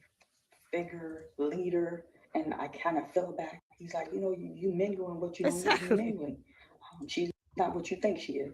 No, he's not what we think he is. And then the young lady from my It's the movie, Oompa Loompa. um, I told you guys that he put her out and I left her and I really troubled my soul, but I never really went into details. I'm going to publicly tell the entire story. So the casting agent called me. It was a midday. I was at the studio, Okay, are we and talking she's about the like, same woman? Marianne, Let me go back a little bit. I'm not going to sit here and know that she didn't give you permission to talk. You know what? That's not how that went. Did she tell you she got 4 baby daddy? Just try to deflect the situation. I don't care if she had 10 baby As daddy. usual. The point is, she was adamant. She did not give you permission to go in her account and withdraw that money, and you did. And I Wow. felt at that time I could have done a little bit more, but I'm not going to sit here and lie. I just saw him like some kind of black figure, leader, and I kind of fell back. He's like, you mingling what you don't need to be mingling. She's not what you think she is. No, he's not what we think he is. And What he then do, the young child? lady from my movie, um, I told you guys that he put her out and I left her and I really troubled my soul, but I never really went into detail. I'm going to publicly tell the entire story. So the casting agent called me. It was a midday. I was at the studio, and she's like, Marianne, can I schedule an appointment? I would like to talk to you. I said, oh, perfect. I'm at the studio now. Do you want to drop by? Because she's like, she didn't want to have this conversation over the phone. She's like, yeah, okay. 20 minutes away. Would that work? I said, that's fine. I'm going to be here for another 2 or 3 hours. And she did arrive at the studio. Ooh, I found along the street. She did arrive at the studio. Um, and then I said, what is it? Like, I wasn't alarmed, but I wanted to know what if she wanted to talk in person that she couldn't say over the phone. And then she was like, well, um, I know you as an individual. Um, when I'm hearing this story, it didn't sit well with me, and it doesn't sound like your character. Why did you abandon the young lady? And I said, well, you know what? You talking about the girl that went to the room with Umar. I said, nobody abandoned her. When she called, I told her I didn't have room in the car, and I didn't. I had camera equipment, I had food, because as a producer, I provide craft. I feed everybody from the actors and people that are on set. I said, I really couldn't pick her up. And she goes, Marianne, she was there till 7 a.m. in the morning. My heart dropped. I said, no, Wait, I think what? you're mistaken. She called me at 5 a.m. I said, Marianne, she was there, stranded, not until 7 a.m. someone was able to pick her up. And I couldn't understand. She was, what she was giving me, I was dumbfounded. I was just like, my heart just dropped. When the actors, they have a portfolio that they give you with a headshot, professional headshot, Okay. Wait a with minute. name, address, email, phone number, um, their height, their weight, shoe size, even if they have a distinguished mark or a tattoo, everything, so we can see if that person will fit the character that we need. I didn't call her. I didn't text her. I didn't email. I did get in my car. I didn't even finish what I had to do at the studio. After I finished talking to her, I said, I'm going to touch base with her and I will follow up with you. I went straight to the young woman's house. Um, she does waitress job from memory serve me, right? She lived with her grandmother. I knew that much. And when I rang the doorbell, I took, I think, three or two step back from the porch because I didn't know how it was going to be received. And luckily, she opened the door and she's like, Miss Marianne, what is it? You know, she wasn't rude, but it wasn't a warm reception. And I said, I'm so sorry. Can I talk to you? And then I did get emotional. And she's like, man, what you crying for? What's wrong? I said, I just need to talk to you. Can I please talk to you? I'm so sorry. And then I remember she's asking me, what you sorry about? And then she's like, well, my grandmother, she don't like, unexpected guests. So we sat on the porch. There was some plan. You could tell the grandmother was into plan. We sat on the porch. I said, tell me what happened. From what I'm being told, you were stranded from 7 a.m. So yes, Miss Marianne. Um, he asked me to come. He What? wanted to go over the How, hold on. Because the way this sounds is as if the young lady was not selected for the role. She said she had headshots, right? And of course, the actor's information is on the headshot, or at least on the back of it. So the young lady was selected for the role, or no? Because how would he know who she is unless he had access to those headshots? And if he had access, why? Like, what? Why would he have a bunch of headshots and he's not the one selecting the people for the movie role? Am I missing something here? Because I just want to make sure I'm on par with what she's saying. Because if she wasn't even picked for the role, he should not have had access to these headshots at all. It's just certain things. He's supposed to be just a regular actor here. He should not have had you know the ability to go through headshots like that, because you got people's personal information on those headshots, include their address, the phone numbers, the emails, ways to reach out and contact them. Some people may not want him to just be reaching out to them and calling them and emailing them and texting them and stuff like that, showing up at their house. So I'm trying to see what, maybe I'm missing something. Child, scene. He's I gotta go back a little bit. guest, so we sat on the porch. There was some plan. You could tell the grandmother. I said, I Hold just on. need to talk to you. Can I please talk to you? I'm so sorry. And then I remember she's asking me, what you sorry about? And then she got, well, my grandmother, she don't like, unexpected gifts. So we sat on the porch. There was some plan. You could tell the grandmother was into plan. We sat on the porch. I said, tell me what happened. From what I'm being told, you were stranded from 7 a.m. So yes, Miss Marianne. Um, he asked me to come. He wanted to go over the scene. He said, come on. I don't know if she was telling me the truth or she. In other words, she said he asked her to come. He wanted to go over some scene, but there was some flirting on both parts. So she was a willing participant. She went to the room. So she said when she got to the room, everything was cool. And then she said, I don't have to get into detail. She was very detailed with me, but I don't have to get into detail. You guys understand what took place. And then she said, after that, he said, you need to leave. And then she told me, she's like, I told him, I said, when you What asked the me to hell? come, my cousin said, there's not enough gas for me to drop you and come pick you up. Or you're going to have a ride back. And I told them when I was on the phone with you, you told me, come on, we'll figure it out. And she's like, I don't have a ride back. I can't leave. And she said he was insisting, you can't stay here. I'm a leader. They can't pick me up in the morning, and I'm coming out of my hotel room with a woman. You have to leave. And she like called her cousin, and then she's like, I'm still in the room.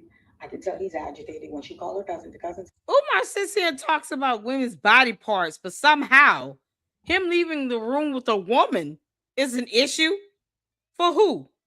The other women that he thinks is jealous? No one gives a damn. The way he talks about women and crushing cookies and peach cobblers and pies and blah blah blah.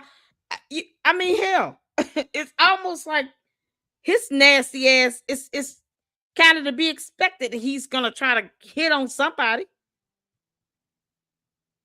He literally acts as if he's a beacon of light. Umar, you flatulent Oompa Loompa. You're not a leader of a damn thing. Maybe the brainless Goonie squad, because the old Goonie goons and all. That's what he's a leader of. The old Goonie goons that sit here and do his bidding. His cult, the Umar Tardians, that's pretty much all you're the leader of. And those people just blindly worship him and they just kiss the ground he walks on. So they don't care what he does. So once again, we arrive at the point where why does it matter? Now he's trying to come off like he's celibate. Get the F out of here. He's talking about having multiple wives. the I the irony of this. And he's got a woman that says, I've got 4 kids. And he was in a relationship with me. I was under the impression we were dating and courting. And he took $6,000 from my savings account without our permission. This is someone that wants people to believe that he's a good leader and a role model.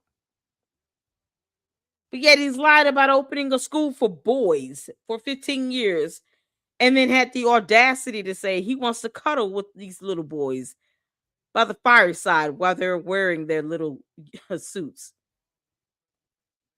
Or that he's going to be checking kids' underwear to make sure that they have on fresh drawers. You can't make this stuff up.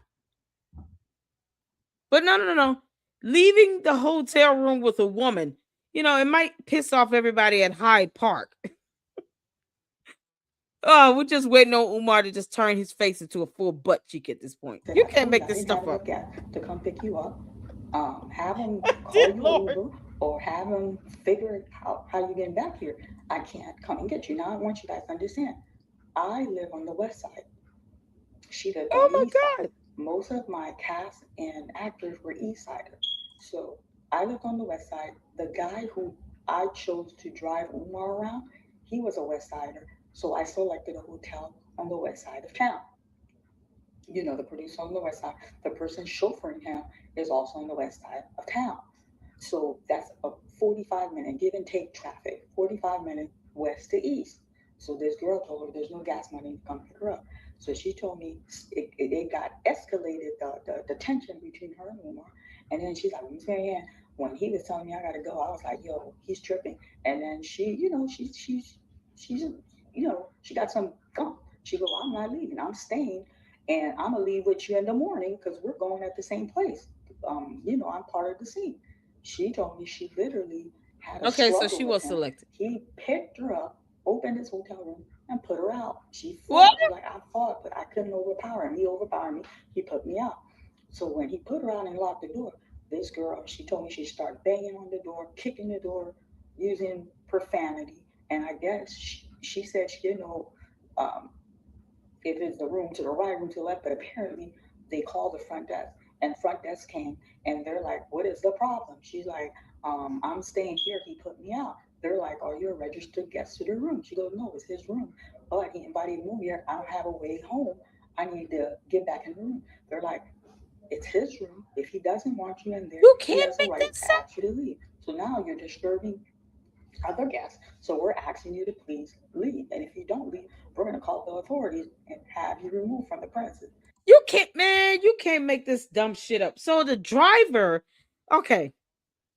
Worst case scenario, Umar, the Oompa Loompa, who claims to like women, could have easily just had the driver wait for him while he allows this young lady to get herself together and be able to leave the room at a separate time. They didn't have to leave at the same time. But to physically pick her up and to put her out the room, where's the hotel camera footage for that? Because I know this got recorded on the camera. There cameras in the hotel. Y'all know they had to be recorded on the camera. Because see, Umar, regardless of such, you know, this is probably why he's rooting for Diddy so much. Because Umar, it sounds like you did the same thing. Where you had a tuffle with a woman in a hotel and you forgot that hotels have surveillance cameras. Like how Diddy did with the young lady that he got in a whole fight with and tried to lie about it.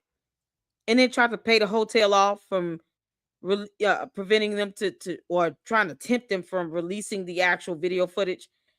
Umar, if we get that video footage, what is it going to show us? How bad is this tuffle going to be? Because it could be a thing where we just get the hotel footage. This is unreal. He physically picked this young lady up and put her outside of the hotel room just to keep people from seeing him walk out the hotel room with her. And how would that have been even necessary? No one else had to know other than the driver. Or you two wake up and then you say, okay, we're gonna have to time this to where we are leaving the hotel separately. How would the driver know who that young lady is? Who's to say that the driver knew who the young lady is? Maybe the driver doesn't even notice who she is. If she leaves a different part of the hotel from a different route, I'm sure they had one more than one way in and out. Who was to say that the driver would have even seen her? Why is that important?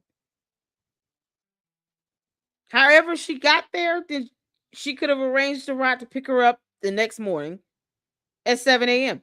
and leave when he leave or whenever he left the hotel room.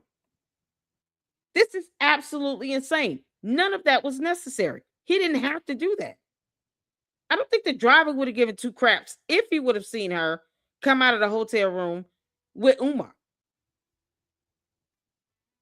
But there could have been a way for them to avoid the driver seeing both of them together if that's the case.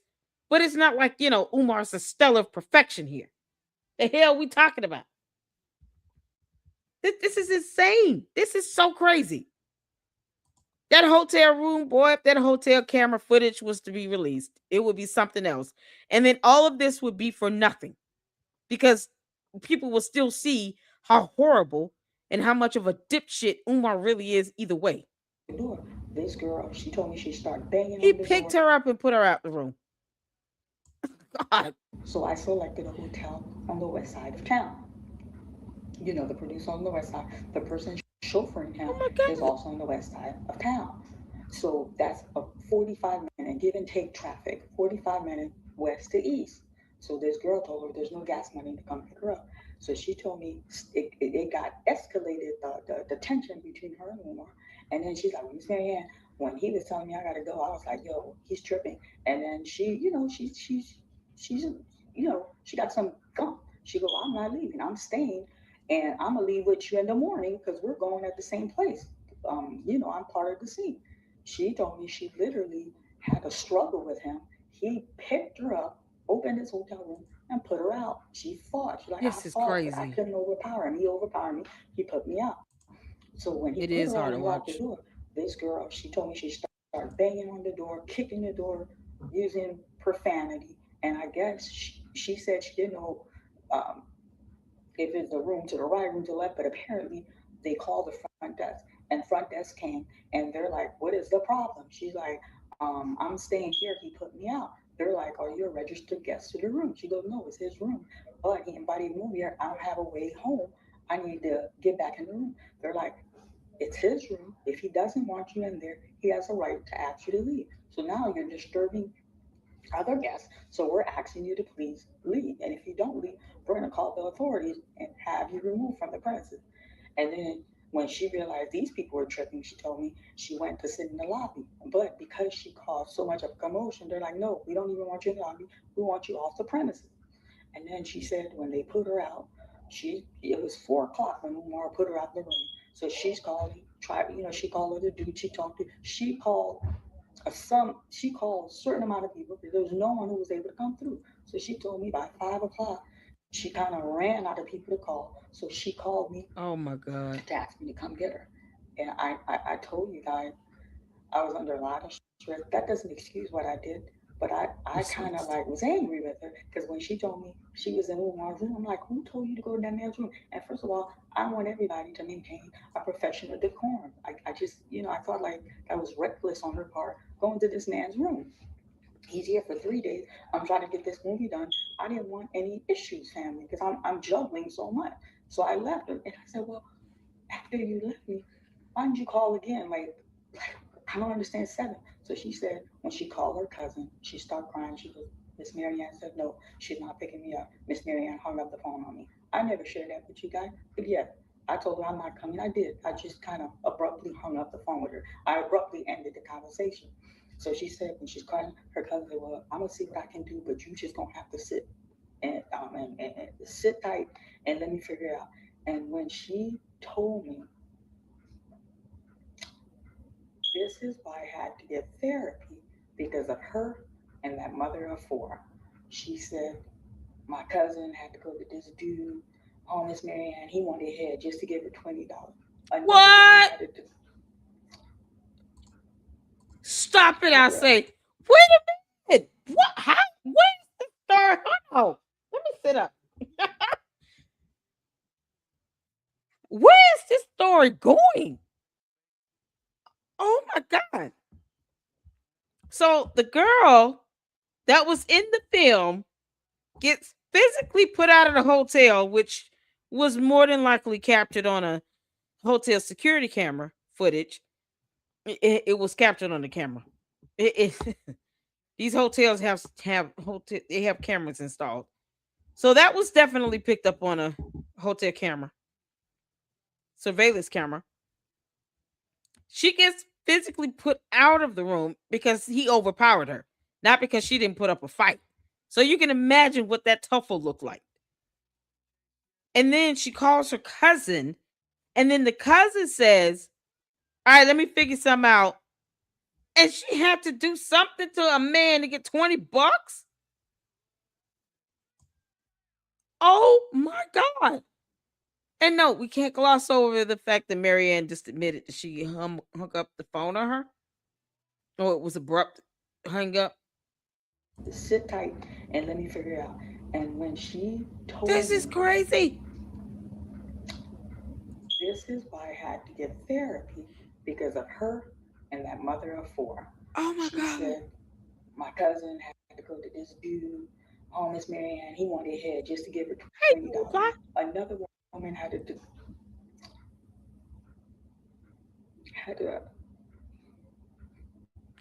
put herself in a vulnerable position Oh for my $20. God. God. Calling Oh her my cousin. God. She's not picking me up. Miss Marianne hung up the phone on me. I never shared that with you guys, but yeah, I told her I'm not coming. I did. I just kind of abruptly This hung is up the phone with her. crazy. I abruptly ended the conversation. So she said when she's calling her cousin, said, well, I'm gonna see what I can do, but you just gonna have to sit and sit tight and let me figure it out. And Oh when my she God. told me this is why I Oh. had to get therapy because of her and that mother of four. She said my cousin had to go to this dude, homeless Marianne. He wanted head just to give her $20. Another woman Oh my God. had to put herself in a vulnerable position to get $20 to put gas in the car to pick her up, and that really bothered me because that was out of character for me. I should have picked her up. She was like 8 minutes away, give and take, and I didn't pick her up.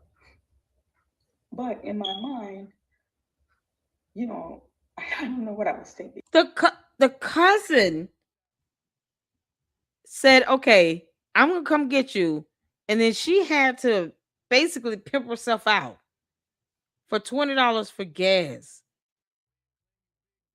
Yo, this is insane.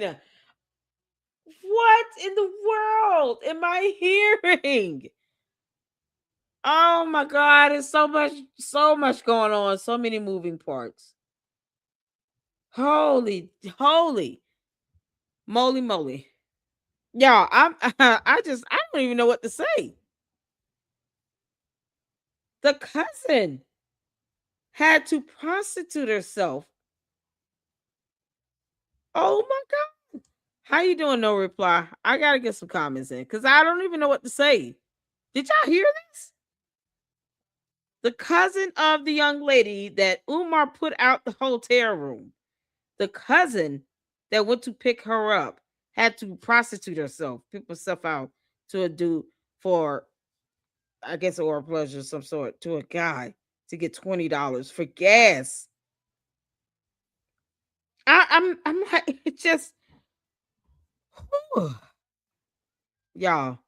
I don't even. This is, see, now you all see why I wish Marianne would just release the videos of behind the scenes from this awakening film.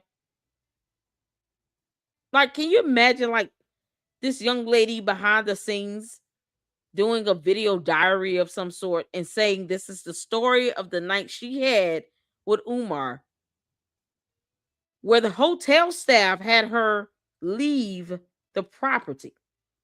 So who knows where she was? I don't think Marianne said where the young lady went after they told her, the hotel staff told her she had to leave. This is after being physically put out of the hotel room from Umar because he just didn't want people to see him walking with a real woman. But he'll go to Hyde Park though. He'll take his black ass up there. But he don't want to see anybody. He don't want anybody to see him walk out of a hotel room with a woman because reasons. Despite how he talks about women in several videos. So I'm sure they put up a good little fight, and she went kicking and yelling and using profanity and was loud. And the neighbors in the hotel room, other residents, called the hotel, the staff. They came up, told her she had to leave, not just sit in the lobby. She had to leave the hotel. So who knows where she went? And her cousin, who had to prostitute herself to get $20 for gas, came and picked her up. 2 hours later, this is crazy. Oh my goodness. What's going on? No reply. I hope LLC you're having a great Friday. I am. I hope you guys are having a great night as well. This is something else. This is something else. Oh my goodness. You got the mother of four who lost the 6 grand. This is insane. This is y'all. Umar's being sued. It's a long time coming. But this is what he's doing in the conscious community as a Pan Africanist, with a K and not a C. This is how Umar acts. This is why the community, you know, this Pan African conscious community, you can't be scared to take his ass to court. It's the only way he's going to learn. Because how else is he going to learn? This is insane. Shell said that video is most likely deleted by now. You know what? That's a good point. Because this movie was done, what, last year? When did she make that film, The Awakening? When that was it earlier? Maybe it was earlier this year. That's a good point. It may not even be available to get, even if we wanted it. Oh my goodness. This is so crazy. He's not notable enough for them to keep it, and based on the way the hotel staff treated her, it wasn't saved. Yeah, that's a good point. Oh my god. I don't even know what hotel. Did she ever say the name of the hotel? This is crazy. A twist indeed. This is so crazy. This is man, this is who child. Depending on what state they live in, what the cousin did is highly believable. I think they're in Ohio, right? My cousin would have been stranded. I'll be at home with my nephews. Oh my god. This is something else. This is something else. You can't make this up. She didn't say the hotel. Yeah, Umar is a narcissistic sociopath. She didn't say the hotel. I'm still curious. I'm gonna be honest. I will still call them and say, "Hey, do you guys? If I give you all a day and maybe a time frame, do you think that could be some sort of way that the footage was saved to a back server or something?" I'm just asking out of curiosity. We'll get a statement on the record. Like, this is crazy. Oh my good lord! I feel bad. It's definitely worth a try. Hopefully she'll listen. I wonder if I might email her. It's like, can you tell me the name of that hotel? Hotel, and just give me the dates. This is crazy. I want to verify. I want to speak to the front hotel staff. Whoever had to come up and tell her she had to leave. I want to talk to them and just get their thoughts on the night and how they felt. If they saw the camera footage, you know, because man, hey, this is journalism at its finest. This do a quick little interview or something. I don't know. This is crazy, and it would be good for their lawsuit to have that, that statement on, somewhat of an interview with this person. That's man. I hate that they put her out. I really hate they did that, especially if she was kind of stranded there and she didn't have a way. Because it sounds like she didn't have a car and she was dropped off and was probably expecting to be able to. I'm wondering if Umar told her, if you come here, you can just ride with me to the studio. I wonder if he told her that, because that's a hell of an assumption to make. Think about this.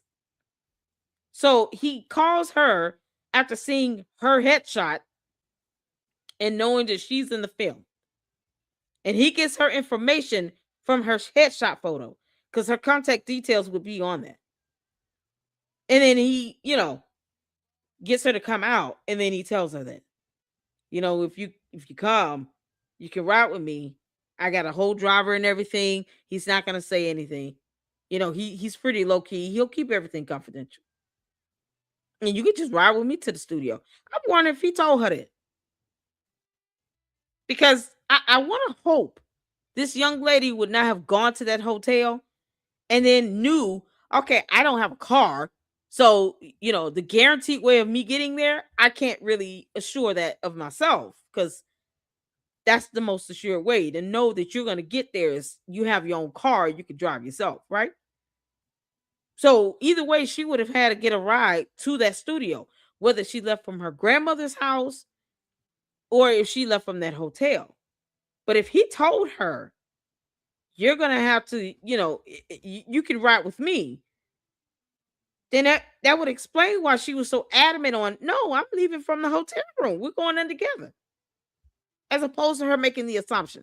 I'm just curious to know this. I wonder if she would be willing to do like an interview because this is something else. I want to see the deleted scenes, the the video footage that didn't make it into the film that he was, you know, too, I guess, embarrassed to show, and he didn't want her to put out there because she said she was going to do a documentary based on that background footage. Marianne, you should do it, girl. You're an independent filmmaker. I mean, seriously, you would be robbing us of another movie. Oh man, she should do it. She really should. Umar, you don't deserve a damn thing. You clown. You can't make this up. I just, even if he said that, let's think about this. Even if he told her, hey, if you come here, you can ride with me to the studio in the morning. It's no problem. I have a driver, right? You know, he probably just told her that to get her to come to the hotel room. Because that would have been the first thing. Hopefully, she would have thought about it. Is, okay, well, I still have to go to the studio in the morning with you. We're in the same, scene together. We're in the same film. So I have to get to the studio. So if I come there, I still need to wait at the studio. Let's say she asked about it and he told her that. It would still be dirty for him to get her there. And then after it's done, then he puts her out and not care about any of that. And he told her, you could ride with me to the studio. Because either way, she would have had to get her own ride to the studio from her grandmother's house. It's so crazy. Man, oh, this is so crazy. What's going on, Cher? How you doing, honey? You're talking about Umar. He don't care how she gets there or how gets home. Got what he wanted. She's inconsequential to him. Yeah, because that's what I mean. That's what I'm thinking. I would hope that this young lady at least, you know, even if she, we've all done dumb things in our lives, right? Umar's a dumb thing, and so even if she was, you know, convinced that he was going to assure her of a ride to the studio, because either way she would have had to get to the studio. She didn't have a car. Someone would have had to take her to the studio that morning. Even if she got an Uber or took the bus, she would have still had to make sure she had transportation. Um, if he told her that and she believed it, he's still dirty for handling it that way, as opposed to getting her an Uber. Let's say he wanted her to leave and he says, listen, I'll call you an Uber to go back to your grandmother's house. Why didn't he just do that? That's how dirty it is. It's a dirty situation. If she was adamant about leaving with him, even if he told her up front, we're going to have to be inconspicuous about this. That means you're going to have to leave, by a certain time in the morning. She probably wouldn't have even gone to the hotel room. Like, I want to know exactly how that conversation went. I'm wondering if she would actually be willing to do an interview with Marianne. Not even me necessarily, just with Marianne to get the details of that conversation, because I have a lot of questions. As you all can tell, I have a lot of questions. What did he say when it came to you going to the studio the next day? Because either way, you still had to go to work. This is your job. What did he tell you? Because this makes no sense. That I think those are the loopholes I need closed. Those are some questions I need answered, because otherwise it's just either he's really, really evil and soulless and he lied like hell about how she was going to get to the studio, or she's naive and she believed that he was going to look out for her, which at the rate that Umar's going with how he's taking advantage of women, I'm not apt to believe or trust that he didn't say something to get her to come to that damn room. I want to at least give her credit to say that she probably asked or brought that up. I still got to get to the studio the next day. And she probably was expecting to spend the entire night. And maybe he even told her, my driver, you can just ride with me. I have a driver. Because why does anyone care about what the driver thinks? Think about this. Bodyguards and these drivers, they see stuff all the time. Why would that driver give a damn about who Umar walks out a hotel room with? His personal time, his personal life. Why would that driver care? Another grown man, you know, because Umar, why would another grown man care about you being with a woman?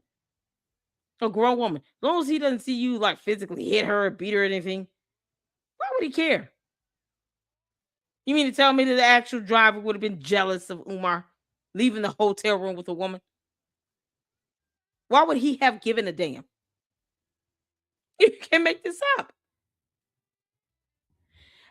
Oh, she needs to make the documentary. I agree, as spouse. She needs to dump all that footage, make the documentary, give us all something to really watch. Umar thinks everybody's jealous of him. Yeah, including grown men apparently. Because the driver, I guess, would have been jealous of seeing him leave the room. How dare you leave the room with that young lady? Like that driver would not have given a crap about Umar spending the night with, because he probably is used to that. A lot of these men know how he is in this community, in the conscious community, Pan African community. They know how Umar is, especially when he's friends with people like Polite, another cult leader who's in prison. These are the people that he somehow puts on a pedestal. People who go to prison for doing horrible things to other women. R. Kelly and Diddy. These are the men he look up to. That somehow he wants to be like. He aspires to be like them. They're all in prison. You can't make this stuff up. It's so crazy. She went into that with high expectations. She assumed he was this important guy. The second he was done, he turned on her. She's stupid and naive. I believe that it could be some naivete to that. I would. That's why I just a couple questions that I wish would have been asked and addressed, because we got to keep it real here in the LLC. We have to keep it real here. If I can't keep it real and speak the truth, then I'm not gonna react to a video. But I wish those are some things that would have been covered and Marianne would have addressed, to say this young lady went there expecting to spend the night. He told her she was going to be there, and get a ride with him the next day, something to that extent. Because I hope she thought about these things, like she still got to go to work the next day. Plus, she has a whole nother job from what I'm hearing. So, yeah, he's a dog, but I would not have trusted anything he said either. I would have been like, listen, no offense, but you're not the most trustworthy person. Just because you're telling me I can ride with you somewhere the next day, I'm not gonna believe that. So if I can't have an assured ride of my own secured to the studio, I'm not coming. I would have. Oh God. Ugh. Yeah, he doesn't even bathe. I just don't get it. I don't see how any woman in her right mind would even be around his ass. Y'all, Umar looks like he has poop in his underwear. He want to see it talk about kids. No, y'all know he scrubs out dookie and toilets. Think about this. Umar probably doesn't even always use toilet paper all the time, like you can imagine. Probably use like hay from the barn or something, like straw or broom. It's so gross. He's a gross person. Ew. Like women want to lay in a bed with him. Like you gotta be kidding me. It's so disgusting. I gotta keep it real, y'all. I'm sorry. No, I'm not sorry. I Oh didn't my pick her up. god. So this girl got put Umar out doesn't between bathe. 4 a.m. in the morning and then didn't get Hold on, let me go back a little bit. this dude, homeless Marianne. He wanted head just to give her $20. Another woman Brokeback Tuesday. had to put herself in a vulnerable position to get $20 to put gas in the car to Hey, pick her Glenko. up. And that really bothered me because that was out of character for me. I should have picked her up. She was like 8 minutes away, give and take, and I didn't pick her up. Oh But boy. in my mind, you know, I don't know what I was thinking. I didn't pick her up. So this Yep. girl got put out there from 4 a.m. in the morning, and then didn't get her cousin to come get her at 7 a.m. Mm. This woman had to do what she had to do to get $20 from another man to put gas just to pick her cousin up. Wow. You understand, family? So when I told you I had to go get therapy, that situation about that young lady and that situation about the woman of these things bothered me so much. I felt I'm in the conscious community, I'm an activist. I felt I did not handle those situations properly. Now, and y'all wonder why I'm angry with him. That last scene in the movie where he sat Bingo. on the couch with Rebecca, Rebecca was crying, he was comforting Rebecca. That Yeah. was the last scene. I pointed out to you guys who opened the door. That last scene, we were wrapping up. We wrapped up around 2 a.m. But before wrapping up, there's a young man who stopped for him. He has connection regardless where he goes. Very metropolitan gentleman, sharply dressed, um, um, you know, uh, GQ style. And Oh, then okay. he had the reason, like he stood out. He was a handsome young man, but the reason that he stood out for me, he had braids, but it's not like regular cornrow. It was like fancy braid, but he's still masculine. And he's like, "Yo, it's dope that Dr. Umar's in your movie. Yeah, it was I would garbage like to to rock. ask if you ever." I said, Umar is the "You're worst actor handsome. ever. Good look is half the battle." I remember having this conversation with him, and he goes, "You mind if I hang around? Because Doc wanted me to wait outside." I said, "No, I don't mind." He's like, "He leaves tomorrow." Now, Omar filmed for 3 days, but Omar was in Cleveland for 5. The very first day when he came, I told you guys he wasn't happy with the hotel combination. He got upset. He didn't come to the welcome party. That's arrival. He came like early That's evening. He crazy. filmed for 3 days, and then the fifth day, that's checkout, and he came to the farewell party, and we took him to the airport. But we had 3 days of filming. So he's like, "Yeah, Doc wants me to wash his hair." We call him Doc in the conscious community. I don't want to throw nobody off. He's Let me tell y'all right now. I will not ever call Umar doc anything. He's not licensed or certified to be a doctor of nothing. Period. He's a clown. He's an Oompa Loompa. He's not a doctor. I can't do it. I refuse to do it. I don't care what he claims to have gone to school for. We've read his dissertation here in the LLC. And I was one of the original persons to get it. And it's not worthy of him being called a doc. It's an insult to even associate him with that title. Just want to make sure I hammer that in. like, "Doc want me to wash his hair, condition his hair, and sponge his hair." I'm like, "Sponge his hair?" He's like, "Yeah, yeah, I'm Sponge gonna sponge his hair." for that And I really toupee. didn't understand the concept of him saying he had to sponge his hair.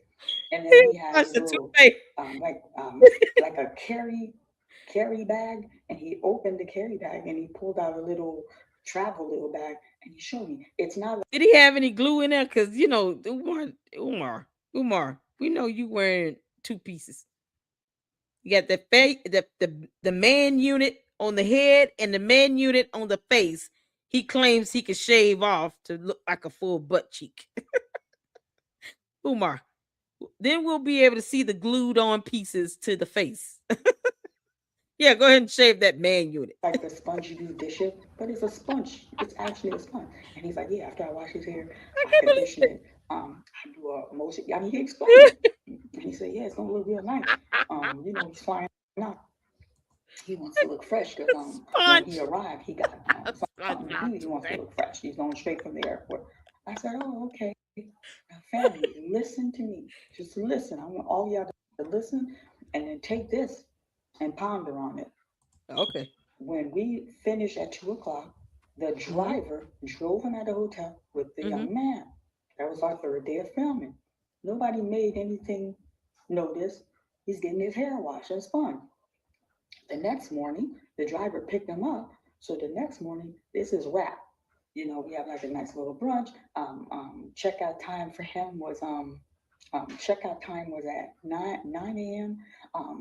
They pick him up for a hotel. We have like the closing, and then I think his flight was like 2 in the afternoon, 2 to 3. Don't get me lying, I can't.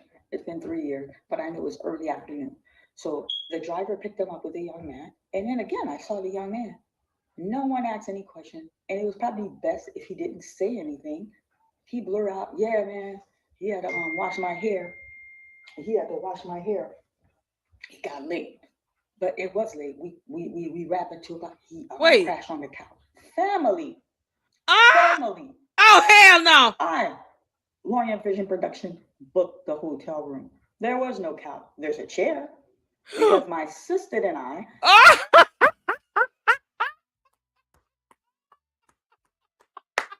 Umar, there's no couch, you Oompa Loompa. Say, Marianne, you've got to release the behind the scenes video footage. Dear God, lady, do it. Did you hear this? There is no couch in that hotel room, but he put a woman out of it, physically picked up a female and put her out. You can make this up. Oh, man. I, Lorient Vision Production, booked the hotel room. There was no couch. There's a chair There's because no my couch. sister and I, once we booked, paid for the hotel, I went to a Giant Eagle. I got some refreshment. I Oh, got some veggie chip. I got some stuff, and she came with a basket. She no. Dear came with a Lord. basket. We load the basket, and I bought Avion water because that's what he requested, and we put in the room for him to have snack. I was with my Oh, assistant. This is before he landed in Cleveland. It was oh my God. one bed, a chair. There's Oh, a desk and a chair, and like a sitting chair, the bed, the desk, and a chair, and then the refrigerator. I girl. entered the room with my assistant because we put a welcome basket for him. So when he walked in, and when we put the welcome basket, we stopped at the desk. I returned the key, because the room was already paid and rented for. I said, "Well, here's the key. When he checked in, you guys could just go ahead and give him the key." And they're like, "Do Oh you want my us to God. rekey it?" And I can't remember word for word, but we were done. When he walked in, because we're having run, this is his farewell. We're wrapping up. Yeah, it was late. It was late. He crashed on the couch. What Now, couch? and when he said that, I remember, sometimes you kind of realize, I'm like, couch, ain't no couch in the room. But I didn't focus. Oh I my didn't God. focus too much on that. When I sat on that porch, I had that conversation with that young lady. My heart ripped apart. He put her out because he has to protect his image.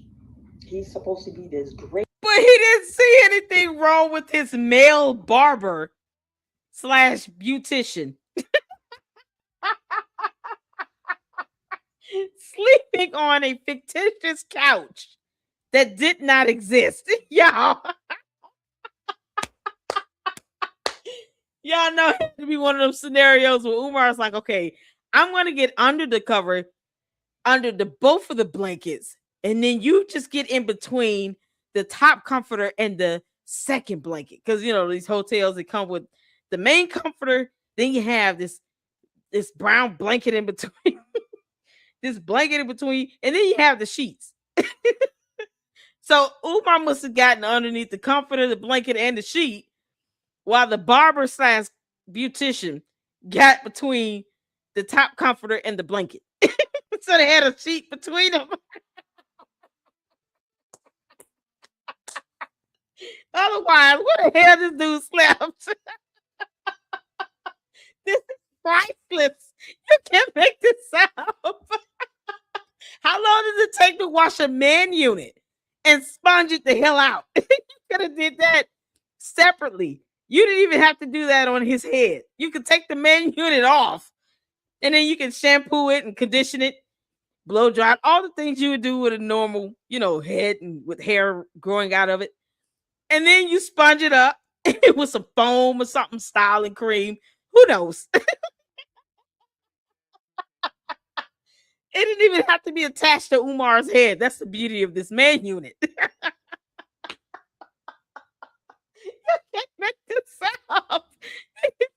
the couch. What couch? She should have just asked out loud. What couch? Yeah, is that camera on me? Yes, that camera's on you. What couch you talking about? Speaking to the camera. This is oh dear Lord.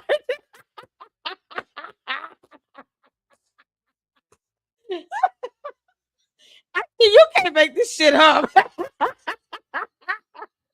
Wait a minute. Y'all, this ain't gonna stick. Oh, Umar was like, shampoo this shangle stick while you at it. Oh, somebody asked the beautician, did he sponge the shingle stick as well? Was that a 2-for-1 deal? How did this go? You can make this up. Oh, God, this is priceless. This is priceless. I would have never let up from that. Umar, once upon a time, you told me that you and a male barber slash beautician. He came and he washed and conditioned your hair and he sponged it to death. And then he slept on the couch in a hotel room where there was no couch. Can you please describe this couch to us? Every time I see that bastard, he would have to tell me how this couch looked. It's be a standard question. Hey, Umar, long time no see. Can you describe if the couch was it a blue color? Was it like a 2-seater? Was it like 3 seats or something? What was the length of this couch? Because we're still trying to nail this couch down.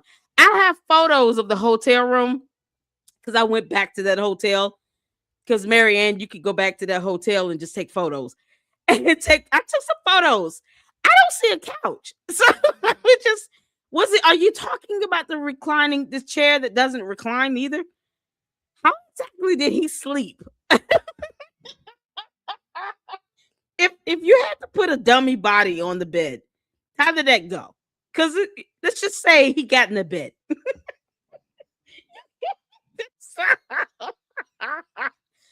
Oh, Umar, he's teaching this beautician, a male barber beautician, the things that he does at Hyde Park.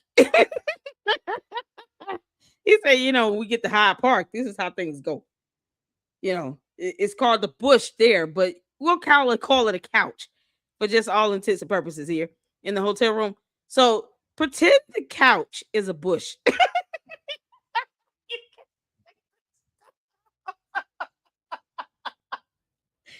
Yeah, dude. Yeah, that's it. There you go. And then pretend like you're picking something up. Umar, you gross. You can't make this stuff up. Y'all know how that went. I think an NDA was part of her settlement agreement with Umar because she was threatening to put that footage out previously.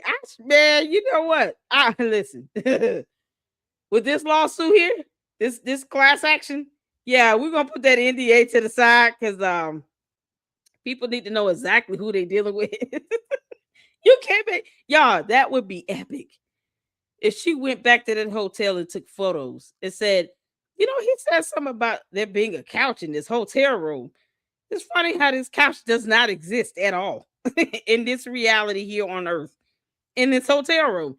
The same hotel room I booked for Umar, when he came down to do this film and gave me a headache and a migraine, then tried to sue me over it. Umar, this is what the hell you get. Here are the photos from the hotel room, people. Where y'all see a couch at? Because a male beautician crashed on the couch. It was 2 o'clock, I heard. You know, it was about the same wee hours of the morning. He put out a young lady from a hotel room, but he didn't put that male barber beautician out. No, the hell he didn't. Umar, why would you put this young lady out and not put out the male barber beautician? Because that's what he is. He's a beautician. He's shampooing, conditioning, and sponging your hair. That man unit. He's a beautician. He's a whole stylist. This ain't no barber. Barbers don't do that. They cut hair. They're not gonna sit here and just shampoo, condition, and style only. That's a beautician. All right. It's coming from I listen, when my hair was relaxed, I used to get my hair done every week. I had a beautician, I had a stylist. I didn't have a barber. It didn't exist. I don't understand what he think he doing. How many real men of the Lady Luck Club go to a beautician? Where all the this so-called barber is doing? He's just shampooing, conditioning, and sponging your hair. But he doesn't trim, line it up, cut it, nothing. But he goes out of his way to say, "Yeah, I gotta wash and shampoo and condition his hair. Lather it up with bubbles. It's the bubbles. That's the most important thing." Can you imagine this young man saying, "Important thing, Miss Marianne, it's the bubbles. You gotta lather that up."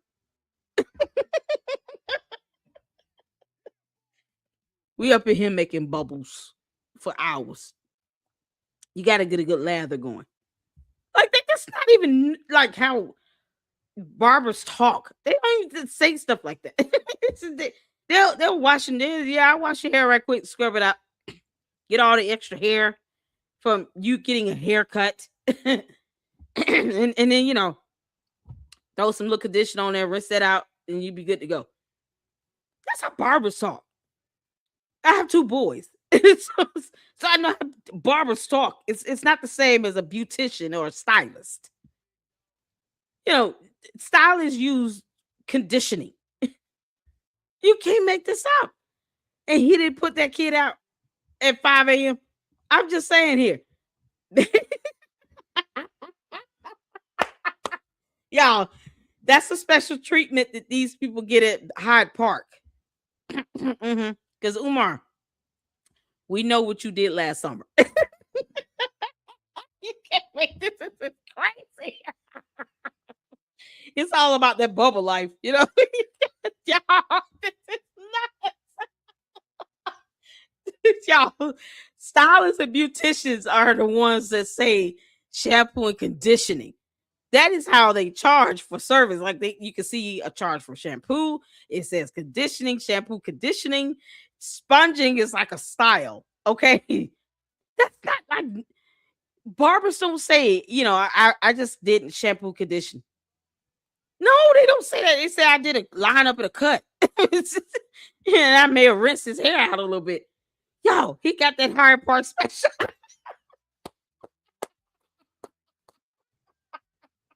That 2 a.m. Hyde Park special. Boy, you can't. Umar, that had to bring back just the good old days for you. I'm sure that oh man, that shingle stick was just jumping. Yeah. Now we see what gets Umar going. That shampoo conditioning and sponging session. That's it, gotta do it. You gotta make sure you add on the sponging session with that. That just tops everything off. You can't make this stuff up. Umar is clown. Umar, what's the name of this stylist? Oh man, I just want to know how he look now. Umar, what's the name of your beautician? This farewell. We're wrapping up. Yeah, it was late. It was late. He crashed on the couch. Why did he say that? And when he said that, I remember, sometimes you kind of realize, I'm like, "Couch, ain't no couch in the room." But oh my God. I didn't focus. I didn't focus too much on that. When I sat on that porch, I had that conversation with that young lady. My heart ripped apart. He put her out because he has to protect his image. He's supposed to be this great black leader. He's going to open a school. He's going to sculpture black mind. He's going to give a black scholar. He put her out. She said, "Miss Marianne, I fought with him because I know I couldn't get back. This girl don't have no gas on her money." He fought, like, pick her up and put her out the room. A female. She's younger than I am. She's younger than Umar, but she's of age. She's of age. Wow. You put her out. You put her out. But Oh you my let goodness. him wash your hair, It's not gonna sponge stay. your hair, and stay the night. Family. This is the character of a man that we're Oh my dealing with. god. That's why when all of us sat and nobody kind of wanted to give that return of fee, I didn't flinch. I didn't flinch. Because you know why I Yo, didn't flinch? This man, I this am is a crazy. person that he connected with. He reached out to me. I didn't know that man from Adam. I was This is respectful from day one. I became a loyal donor to your cause. I was a friend. I was kind. And then we embarked on Oh my business together, god. and this man turned around and tried to destroy me financially.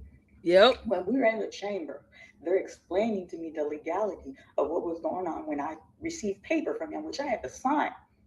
I had to sign on my door. He sent those him and his attorney. Those papers were like certified. You had to sign for those papers Mm-hmm. when I received the paper. If he For was a certificate of successful in service. suing me, this home that I'm sitting in right now making the video, I wouldn't have been in this home with my few children. That little studio, which I worked for 6 years to make it a reality, that would no longer be in existence. And then at the time that I was going through that legal issue with him, I was embarking to buy a little 4 unit, trying to build wealth for my children. 4 little unit, 4 apartment, nothing fancy, just a little 4 unit apartment. Um, if he was successful, y'all know when people that are homeowner, you know when a lender's lending you something, these people could always go back and check. And if that fund you have in the bank is not in the bank, they could pull the rug right from under you. That Oh my that unit god. down now would not even be a reality. And this man, I'm like, how? Someone Mm-mm-mm. who was not your enemy, someone who didn't pose any harm or threat to you, and you went out of your way to destroy me and not even flinch and not even lose sleep about it. And then when they That's why I wouldn't flinch if I had to release them background, the behind the scene video footages. Oh, I wouldn't flinch with that. That's why she need to put out that documentary. Your Honor, I made a film because I'm an independent filmmaker, and that's exactly what I did. He didn't like it. He doesn't get to infringe upon my free speech expression and freedom of press. No, he doesn't get to do that. And that's exactly what he'll be doing if he and his attorneys think they're going to threaten me with lawsuits to keep me from making a documentary. She doesn't even have to say where the video footage has come from. Just it's my documentary. Because 50 Cent did it. You can't make this up. Yeah, you can sit here and create a documentary, include interviews, behind the scene video clips and footages and raw data. Yeah, it's in a documentary. I have the right to freedom of speech and expression here in the United States of America. If Umar the Oompa Loompa doesn't like it, he can take his ass to the continent of Africa, where he claims he wants to go anyway. No one's stopping him at this point. Bye. You don't have to like our constitutional protections that we have here as Americans, Umar, but you can take your ass to another continent if you don't like it. This is insane. I would not flinch releasing a documentary. I just wouldn't. This man tried to sue her for $500,000. And then he turned around and settled with her and then tried to force her to stay quiet about certain things. For what? No, you want to take me to court? Come on, we're going to the discovery phase. Are you kidding me? Now let's get to that discovery phase because I want discovery on your ass. Well, half the stuff that they're asking for now in this class action, Marianne would have been able to get it in her lawsuit that he filed against her. That slap suit for that unimaginable amount of money. Because he knows she did not have $500,000, even in assets and cash, liquidity, none of that. She didn't have that combined. But he tried to bankrupt her and didn't think twice about it. So who the fuck should think twice putting together a documentary and releasing it on him? Congratulations, Umar. You will be just like Diddy. You'll just be the broke, unemployed version. You can't make this up. I will spare his ass. For what? Even his own kids don't have a relationship with him. His daughter would love to probably go in and give an interview and say how her biological father truly is. Yeah, no, here's how the sperm donor acts. And he's sitting here talking about Hyde Park and how some man's jaw is not as strong and durable as a woman. Like, I don't get it. And then the things she said that she feels like he's tried to do, her allegations against him are serious. She feels like her own father is out to get her. Umar, if you're going to be soulless about life and everything in it, then why should you care about a documentary? All of a sudden now, you want to be a coward and not have a spine. Someone says I'm going to put out a documentary on your ass, then all of a sudden you want to threaten with a lawsuit. Now litigation is somehow a thing for him. This is why the conscious community or Pan-Africanism, none of you all should care about taking Umar's ass to court. Because look how he acts when it comes to a lawsuit, when it comes to the aspect of litigation. He didn't think twice filing that slap suit against Marianne Lorient. And I'm sure many people in the conscious community were like, I can't believe he filed that. But he did. That's the whole point. The point is he did it and he didn't flinch. So why should you flinch when it comes to a class action lawsuit against his dumbass? Don't worry about it. Don't flinch. Go to court and stand your ground. Because Umar didn't flinch when he filed a slap suit against one of your own members who supported his ass, and she didn't have to do it. She didn't have to let him be in her film that she financed. She didn't have to give him the opportunity to do a damn thing. And he showed her no appreciation. And how did he thank her? With a slap suit for $500,000.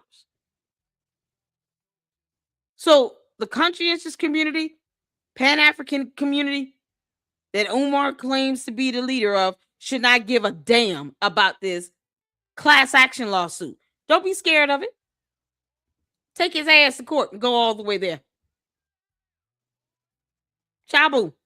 Because it would be highly hypocritical to see Marianne Lorient having to have endured the BS that he put her through for her film that he was never originally supposed to be a part of.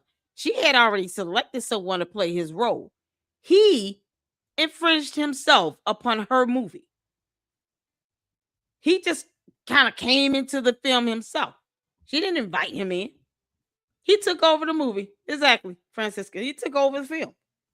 He made changes to it. He made demands that were stupid. That's why he ended up in that hotel, because he couldn't get his way with going to a more expensive high-end hotel because no one owed him that either. He wanted to be in that film. Quite frankly, he should have paid for everything. Then would have laughed at him if he would have dared to try to make a change. You don't run this here. You're not paying for this film to be produced. No, you don't get to dictate how this goes. Nope. You don't have to be in it. I already have a standby if you want to sit here and really play games. You run nothing here. That's how that should have went. What was the conscious community at when he was sitting here treating her like crap and then filing a slap suit for $500,000? What was the outcry on that? Sometimes it comes to a point where you just got to go to the court of law. Well, Umar thinks he's above the rule of law in its entirety. He's not. Let him F around and find out.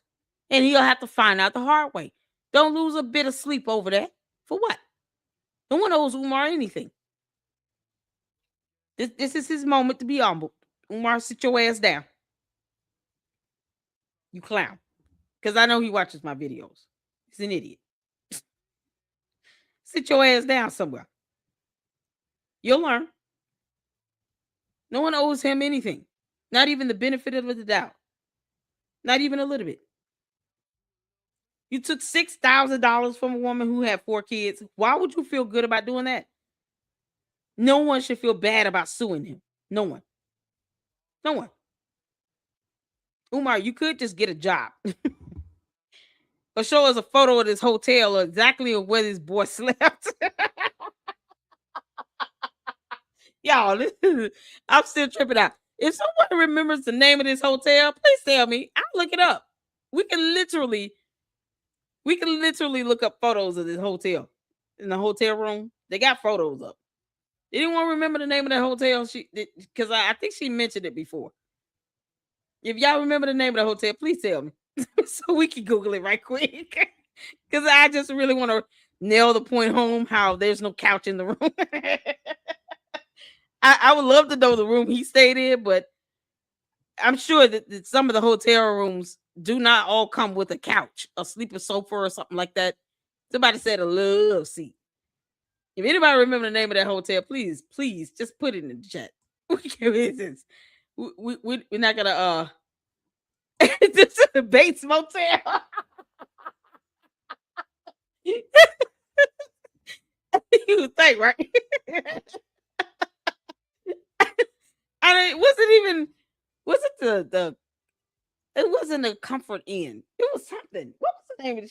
She said it when she talked about the the live stream she did after the film was released. I think she talked about it because he mentioned he wanted to be in the Marriott or something like that. And she was like, "No, if you want to go to that high end hotel, I'll go ahead and cancel this, and then I'll put whatever money I put towards this room, the equivalent of this, to a higher end, and you pay the rest." No, he would have had to pay the whole thing because his broke ass wouldn't have been able to do that. Dog. If y'all can remember, it's in Cleveland, Ohio. Yeah, if somebody remember the name of that hotel, we'll look it up right now. Cause I just really want to Umar. You know damn well there was no couch in that room. Why you felt the need to say that out loud? You know, because guilty conscience speaking now. That's what it was.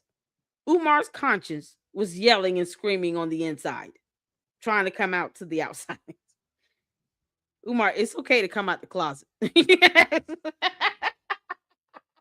Your beautician was there styling your hair all night. How long does it take to shampoo, condition, and sponge that man unit? It even mentioned lining it up or cutting it or anything. You know, just shampoo and condition and the sponging. You can make this up. If y'all remember, she said on the west side of Cleveland, Ohio. If y'all remember the name of the hotel or just the chain, please let me know. Because we at least got to narrow it down to west side, Cleveland, Ohio. That part she did say. I know. Ooh, let's see what the rooms look like. Yeah, I now want to see what the rooms look like. Because if it's no couch in there, listen, he got some explaining to do. Umar, you got some explaining to do if it's no couch in that damn room. They realize, okay, she's not backing down. We don't have too late to stand in court. They Oh vanished. man, That was it. And him and his attorney, he vanished. So when that return fee came out, we're not turning back. Y'all don't have it. And then the lawyer's like, well, it's not fair. We're representing all 40 of you. And me nobody, too. Okay, it's man, funny how yes. people want their money, but nobody, I'm not back. I said the same thing, Dwayne. I said the same thing. I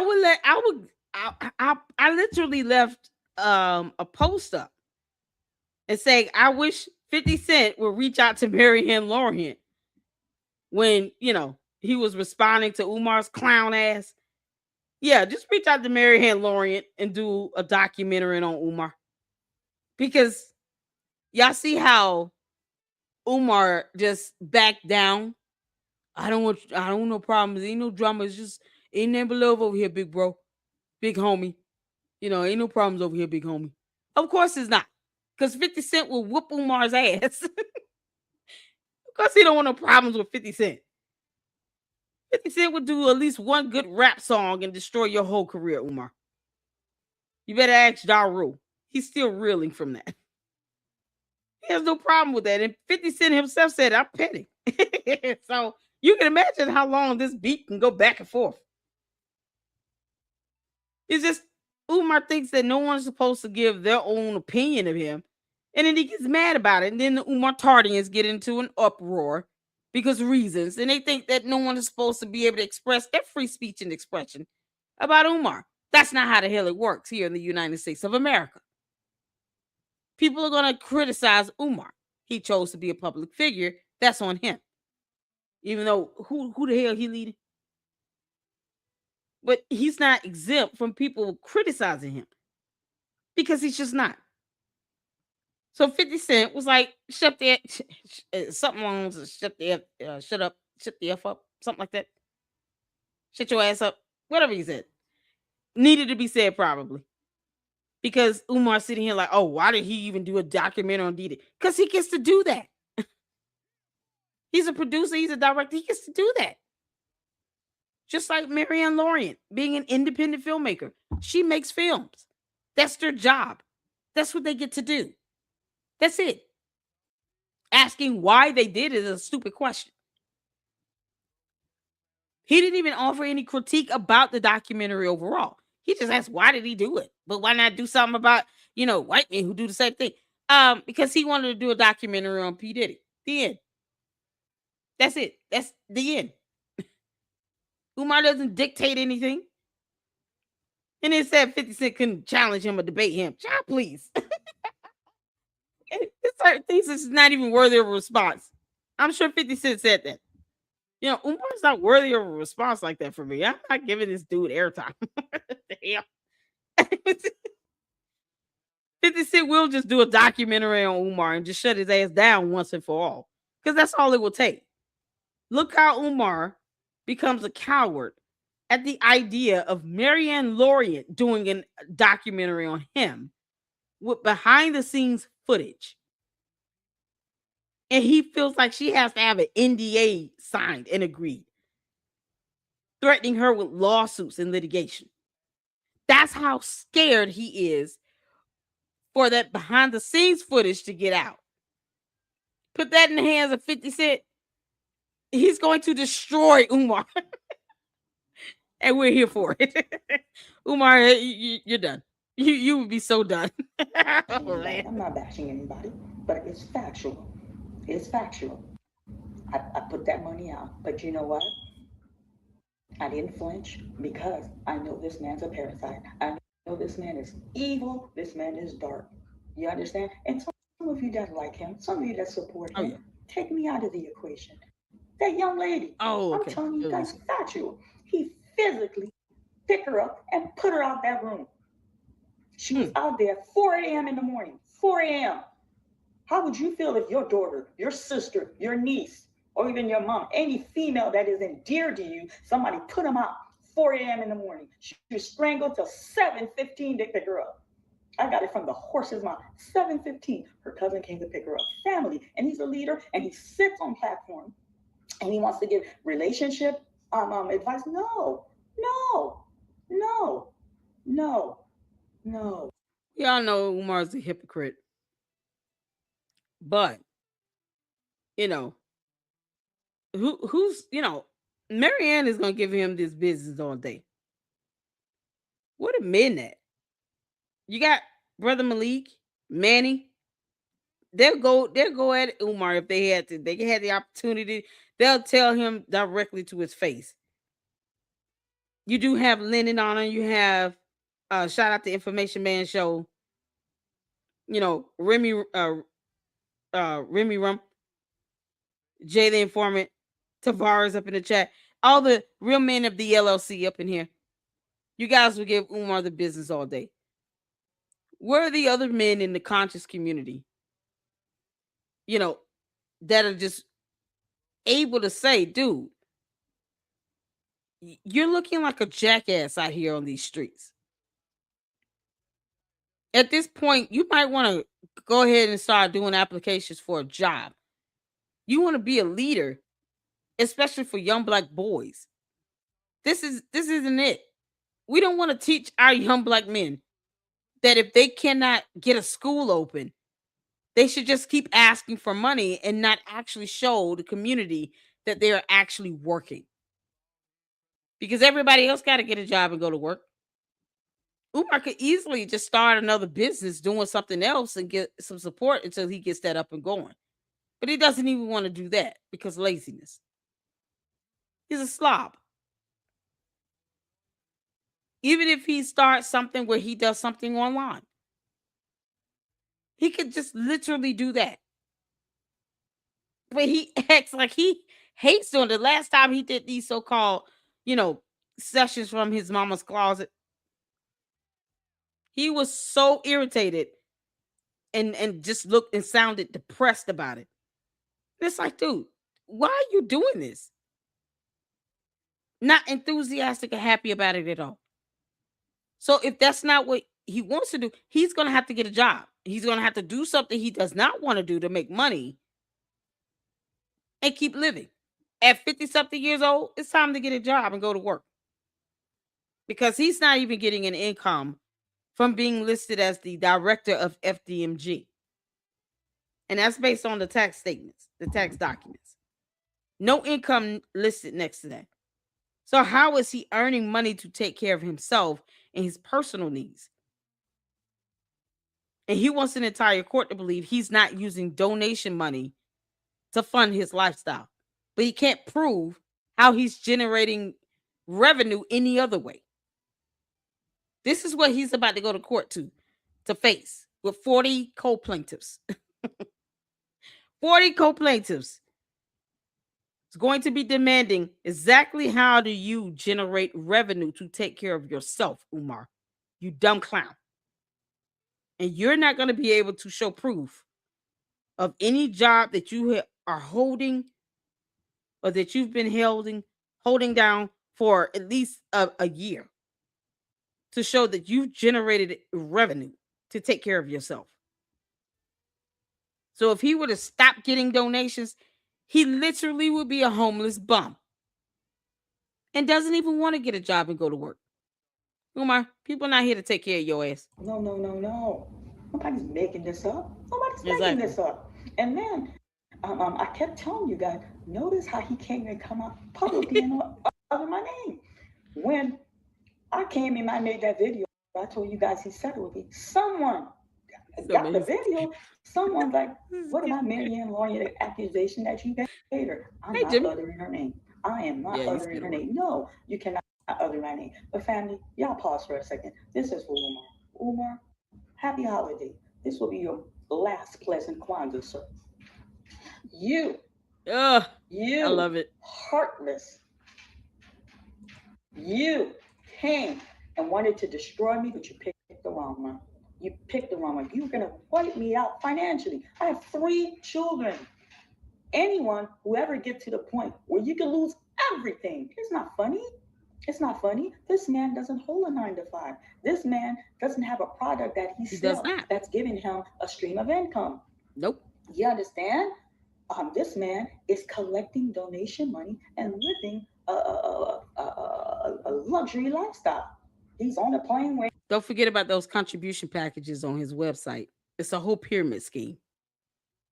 You know, those tiered packages, $50 gold, was it $25 bronze, then silver, gold, platinum, diamond in each level. It just skips, it's like it doubles in amount. The highest level being $1,000 a month. He wants people to donate monthly to him under these tiered contribution packages.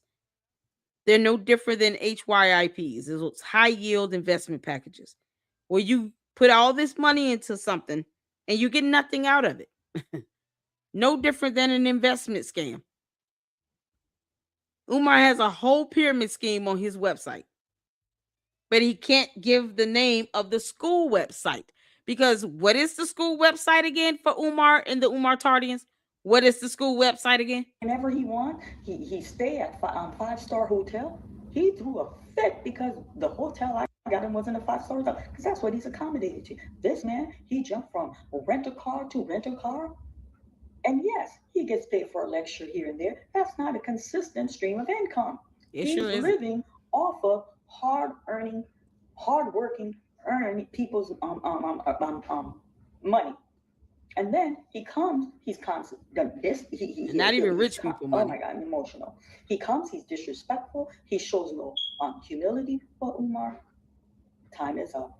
Time is up, sir. I told you I was going to put my money where my mouth is. You are heartless. You are cruel. That woman shared her body with you. That woman committed the most intimate act with you. And you know she has 4 children. Now, all of you, whether you're a man or a woman, y'all know the struggle is real. I don't care if you got a couple of dollars. It's hard out here. You understand? I told y'all, I went grocery shopping. I'm looking at the wagon. I'm like, Jesus, what did I buy for $300? It's real out here. And you went in her account and took $6,000. Child, she ain't lying, honey. My two boys, boy, they can eat $300 worth of groceries in a week, and that's not even being funny.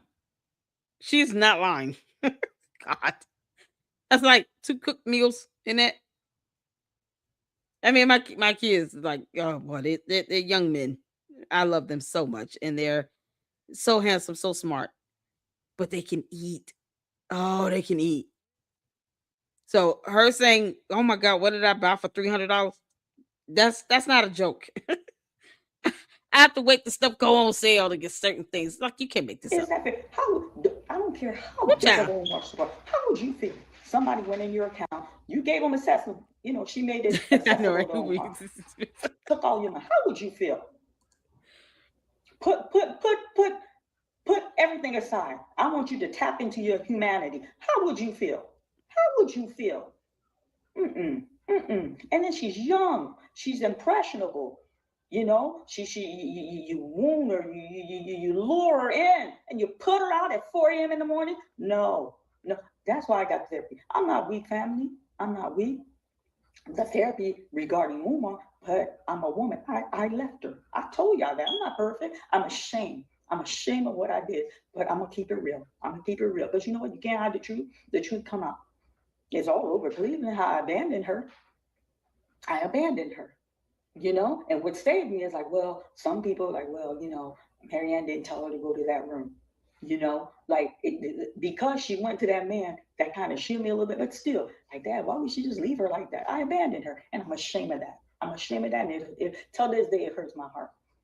And I'm glad I was able to make peace with that young woman. I was glad that I was able to smooth things out with that young woman. I told y'all that 3 days was 3 days of hell. 3 days of hell. All because he wanted to be in a movie where he's a horrible actor.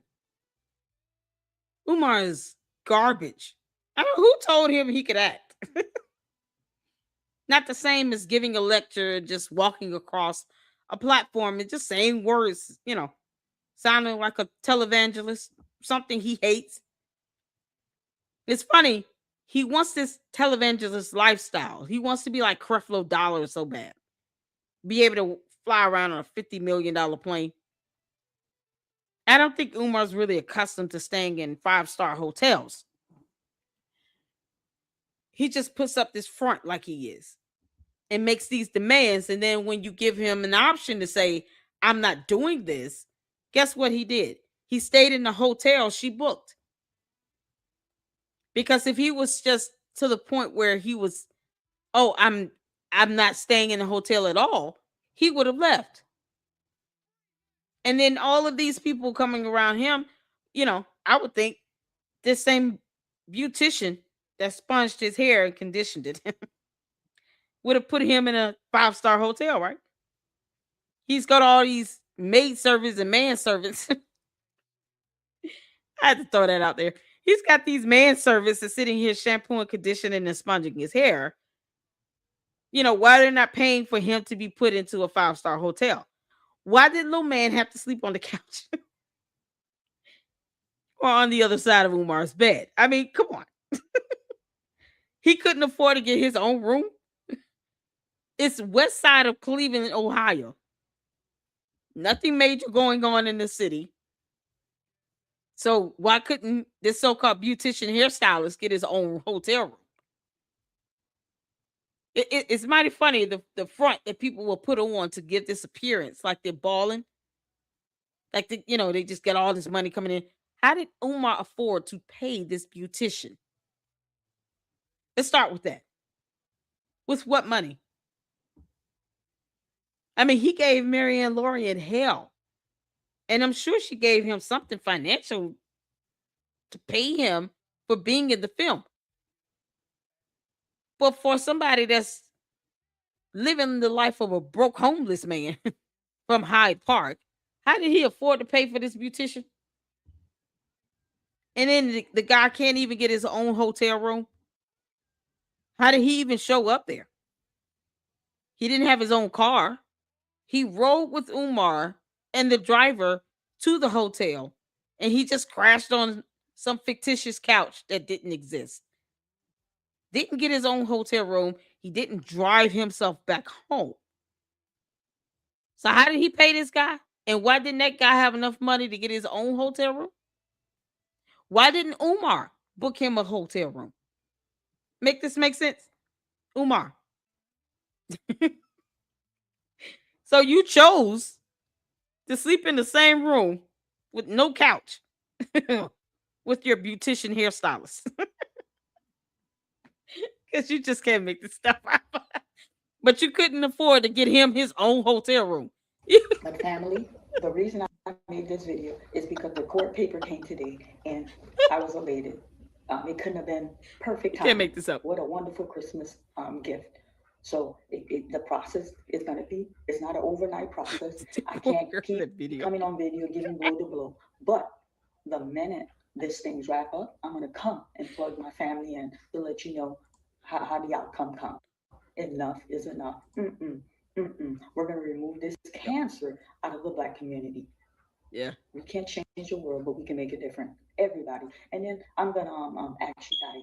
The year is ending. Let's look at take a end service of your life and say, okay, this is what I want to change. This is what I want to prove, and let's embark on the new year to each of us be better human beings.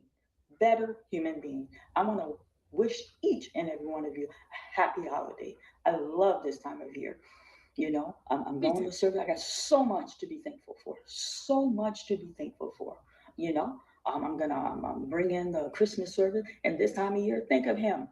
Sometimes we get all caught up with the gift, the hustling, the buzzing, but the season is about Him, the birth of our Creator, the birth of Christ. But I'm not pushing religion, but I'm happy. I'm wishing you all a happy holiday. Enjoy your family. Savor the moment. And I'll probably do a quick short um, to wish you all a Merry Christmas tomorrow. I didn't have intention of making a video, but when I got the court paper today, I said, you know what, I got to talk to Oh my man, I family. want that I got to papers. come on here and talk to my family. So here you have it, family. Happy holiday. May the Lord bless each and every one of you with health and prosperity. Marianne, good night. Y'all, listen here. Oh man. Yeah, that was so good. After it's such a good story.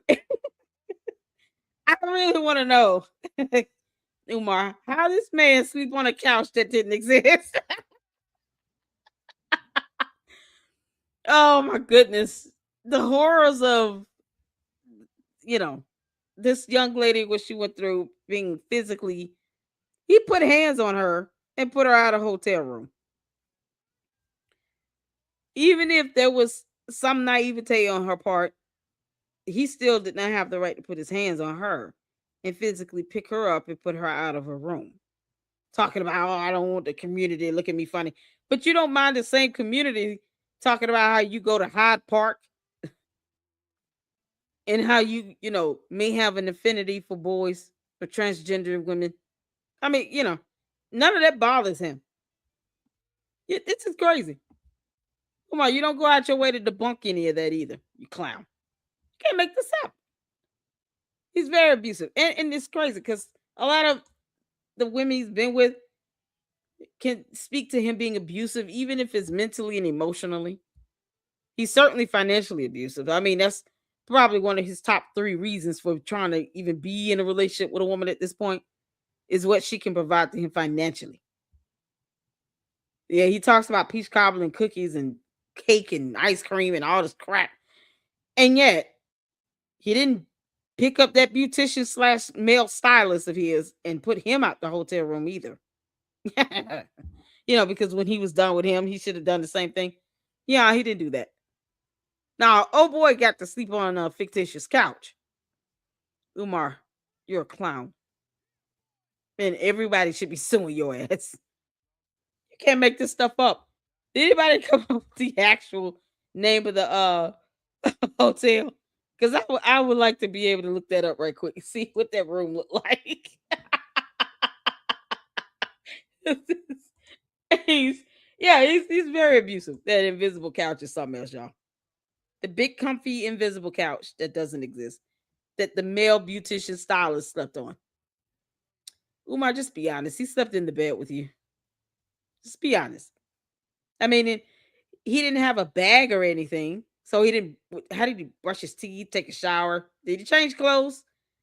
We have a lot more questions about him. I have so many more questions. Somebody say he stays in a Bates motel. Oh, good Lord.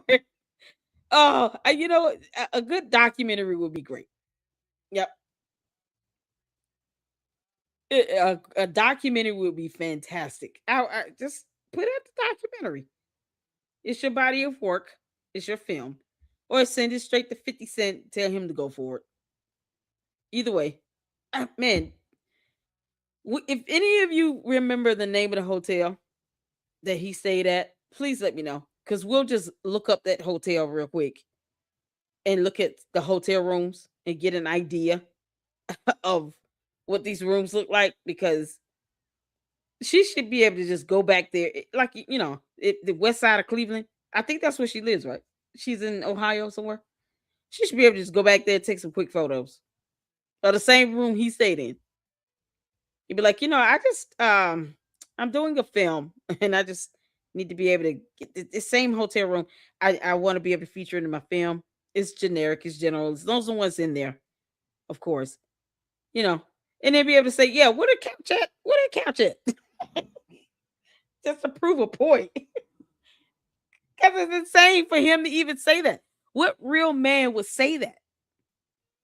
Oh yeah, he had to crash on my couch. Why are you telling us this? No one asked you that. Think about it. No one asked Umar what happened with that male beautician stylist of yours. No one asked him that. So why would he feel the need to have to tell people that? He just came out of nowhere with that. It's like, dude, that was irrelevant. You could have kept that to yourself between you and your male beautician stylist that came to shampoo, condition, lather up that man unit, and sponge the hell out of your head. You could have kept it to yourself. Bottom line, he didn't have to tell anybody that. No, he chose to share it. So now we're all asking questions. We want to know what exactly this couch look like. Because if it's no couch in there, Umar, you done effed up once again. Keep effing around, you about to find out, bro. I'm so glad they're suing him. 3 in the morning styling. Y'all, Cleveland, yes, yes. It's the west side of Cleveland. As soon as anyone can recall or recant the name of that hotel, we will look that up and see what these rooms look like. Because the hotel rooms are beyond what's on the website. People take photos all the time, so we'll be able to get some realistic images. Because I'm just, since he put it out here, there's some male beautician stylist that he refused to put out his room, slept on a couch. Okay, well, if Marianne said, there was no couch in it, it was a chair. Okay, let's see. Let's see the hotel room. I just want to see. Yep, I sure do. I sure do. This is a live stream. Oh, he said, "What is this? 3 in the morning styling." That's why I said she should do the documentary and get those women to do interviews. That would be great. Yeah, exactly. And get 50 Cent behind her because he's not gonna say anything to 50 Cent. Oh hell no. Umar would never go head to head with 50 Cent. He's scared of him. 50 Cent would be relentless with Umar. He wouldn't just do one, back and forth exchange. No, he would keep going till he feel like he's stopped this dude out. Figuratively speaking, of course. But if 50 Cent needed to whoop his ass, literally, he would. Umar would lose that fight. You don't want no smoke with 50 Cent. Umar, you're a clown. You can't make this up. This is he's a clown. He's a whole clown. Make some of the money back that she had to spend fighting Umar. Exactly. The money that they gave Marianne Lorient, the 68,600. You can imagine how much of that could have been just reimbursement for her attorney's fees. Because attorneys can eat through some billable hours. They can.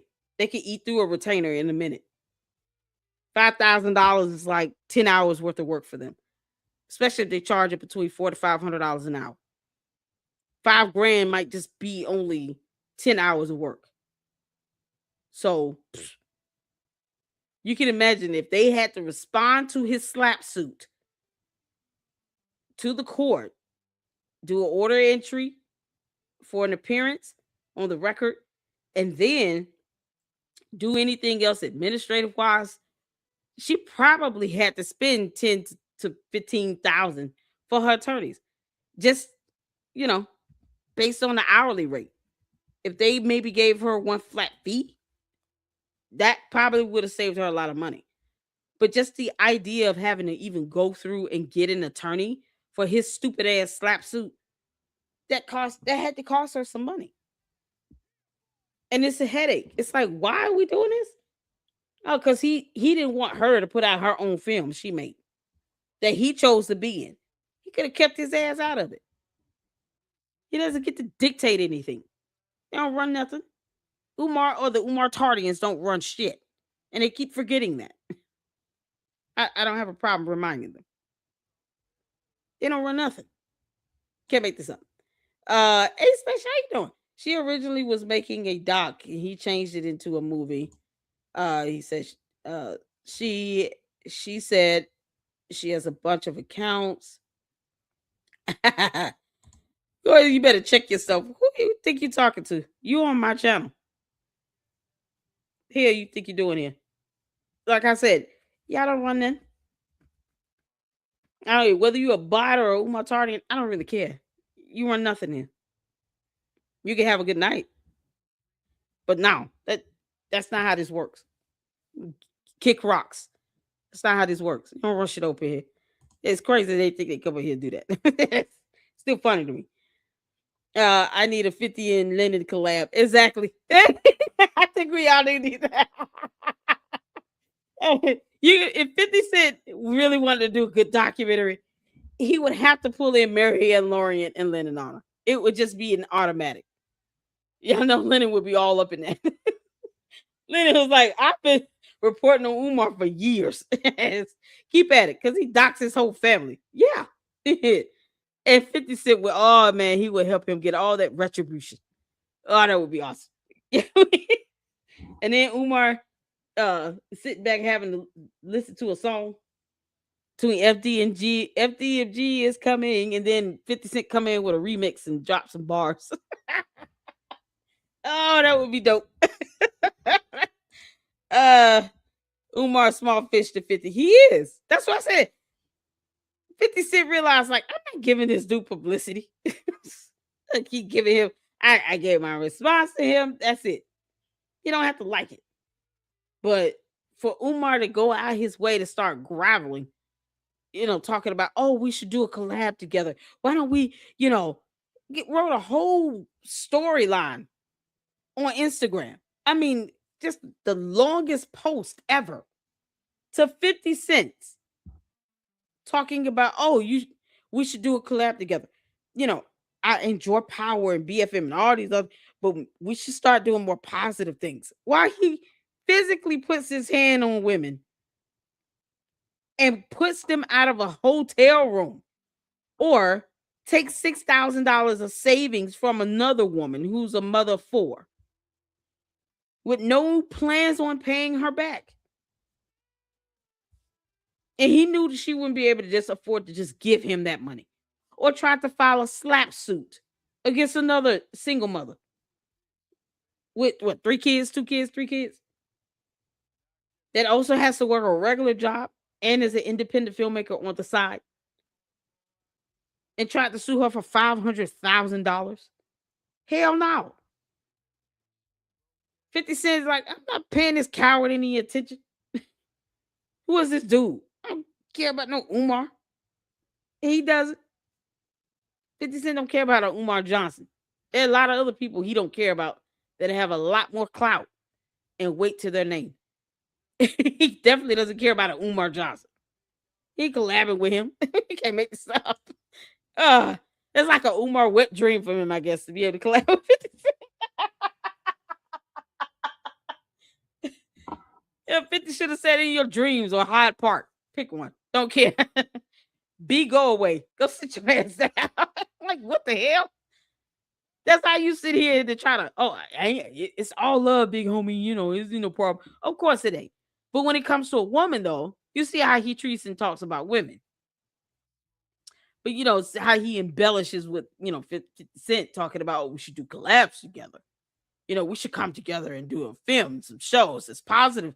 Yeah, all this harsh treatment and abuse you give to women, none of that's positive for any community. How's that positive? You don't even take care of your own kids, you clown. So, what kind of positivity you think you're invoking into Pan African or conscious movement or Black community or anything? How about you start with the positivity, Umar, and get a job? Get your ass a job. Won't you show us an actual application you filled out for the day to get a job and go earn some money the right way? That would be positive and uplifting. People seeing you work. Yeah, style. Definitely 50 is a real celebrity. Umar is a social media scammer. uh, hey, he probably would have did a vid from that very bed if checkout was at 9 a.m.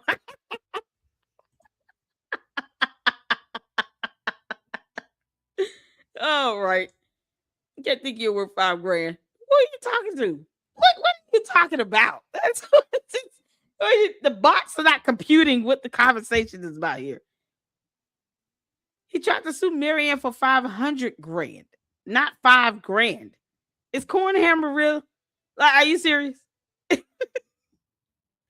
is why I laugh at the bots and the damn cult members, because it's coming out of left field with nothing. It's nothing. He's saying nothing. Before 50 was famous, he was actually about that life. So Umar is nothing to him. Exactly. That's what I'm saying. I think Umar is a broke. Yep. He's broke for real. Umar would not be able to handle whatever judgment is issued against him with this class action lawsuit. To which Umar, I am going to get the court documents for. This is going to a court of law. That stuff is available to the public. Understand, I will be getting the court documents and doing a formal reading on those court documents because they will be available to the public. Umar, you can't hide from this no matter how hard you try. You nor your beautician/stylist that's sponging your hair. How is this little guy doing your hair any other time? Is he going all over the country with you? How does this go? Did you just fly to Cleveland to shampoo and lather your hair and condition it and sponge it up? That man unit on your face and your head. Is that how that goes? Do you have to take the man unit off, put it in the mail, maybe send it overnight FedEx, and then he sends it back in a plastic unit? Let's say it's lathered up and conditioned. It's sponged to death. And then you just kind of figure out how to glue it back to your head. How does this go for you? Because there's no way he can afford for his beautician/stylist to fly with him everywhere he goes. No way in hell he can do that. One has to ask, how does Umar afford to keep up his beautician/male stylist, where he's crashing on fictitious couches in hotel rooms? How does he manage to financially keep up with that? And he can't even afford to get his own rental car or get his own place to live. These are questions we have here. You got this clown talking about how you can't think you're worth $5,000. The hell you say? No, I'm priceless.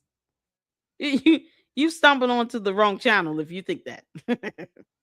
No. I'm priceless. We're priceless over here. No. Umar is not even worth $5. I mean, I don't tell him to get a job and then let us know when he's achieved that goal. You gotta be kidding me. You can't make this up. Imagine there is a vid of him putting that girl out of his room just like Diddy abusing in the hotel corridor. Exactly. That's why I was like, I hate that, you know, the idea of that video footage probably it may have like a 90-day turnaround on this, but that's probably why he caps for Diddy so hard, trying to make it seem like, oh, Diddy, you guys have to show him a little grace because he's done the same thing, essentially. The only difference would be he didn't drag the girl up and down the hallway and punch or kick her or anything. But if a camera captured him physically putting a girl out the room and she's fighting him back, and she's not a small itty bitty girl, she's actually, you know, putting up a fight. You can imagine how that looks on camera. And he probably would be scared for that to leak out. And then he will be asking for the same grace he wants people to give to Diddy. We don't owe either of them a damn thing. That's the whole point. We don't owe Diddy anything. We don't owe Umar a damn thing. Neither one of them pay my bills personally, so I don't owe them shit. I don't owe them grace. Right is right and wrong is wrong. Umar didn't have to put his hands on anyone. He didn't even have to ask this young lady to come to his hotel room. He could have left her alone. He didn't turn around and do that to his male beautician, but he did this to a female. That's insane. And then he just felt the need to tell and announce somebody to somebody that, you know, he just crashed on the couch. Who asked? Umar's an idiot. Who asked? Good grief. Oh, Umar didn't have the same energy for 50. Oh, no. Hell no. No, you think he gonna go around and try to file a slap suit against 50 Cent for $500,000? And if, of anybody, of all people that could afford a lawsuit like that, yeah, 50 Cent could. But no, he would never do that. Because, you know, why attack Big Homie like that? Because that's what Umar calls him. Big Homie. He got so much love for Big Homie. Umar, we all know how you fantasize about Big Homie at night. Come on now. Now, once again, how does he afford his beautician again? Trying to car rehabilitation. The guy met with someone on his live accent while he was yelling. Y'all can imagine Umar yelling and screaming, I'm not in love with 50 Cent. I just fantasize about it. It's all about the Shango stick.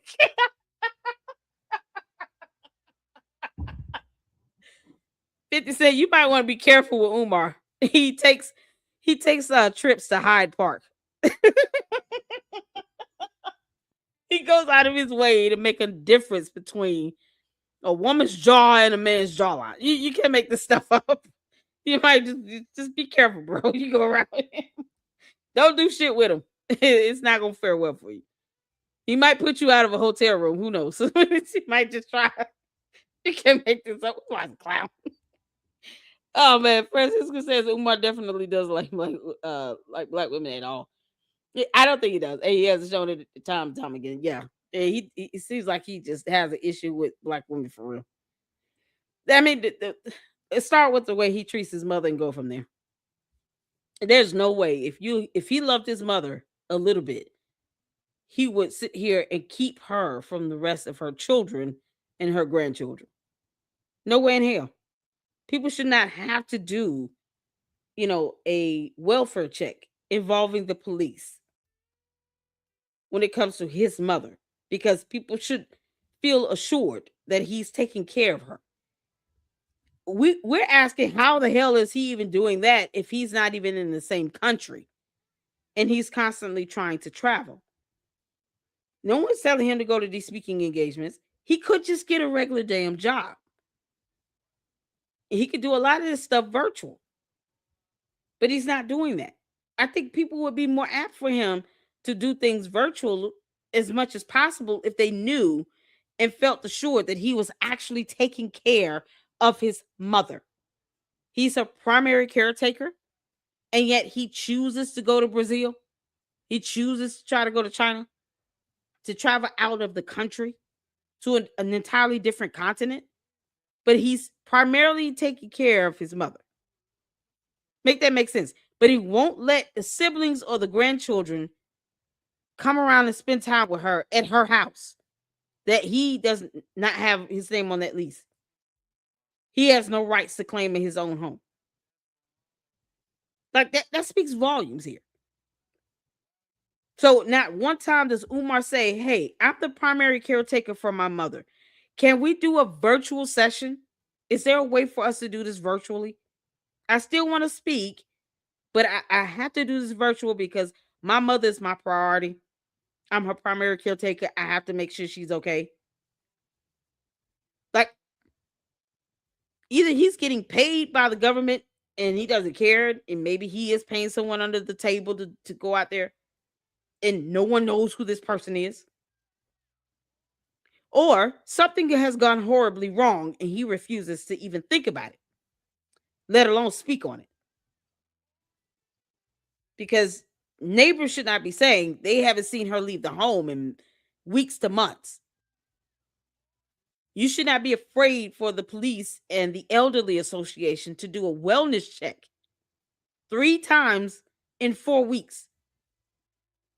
The police were called to do a wellness check, and he did not even open the door.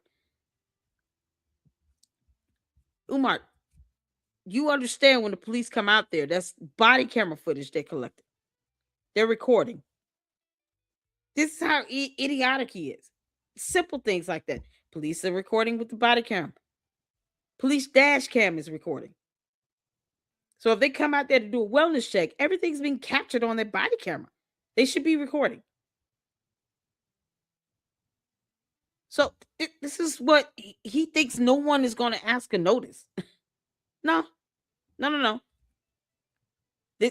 He just doesn't. He doesn't care.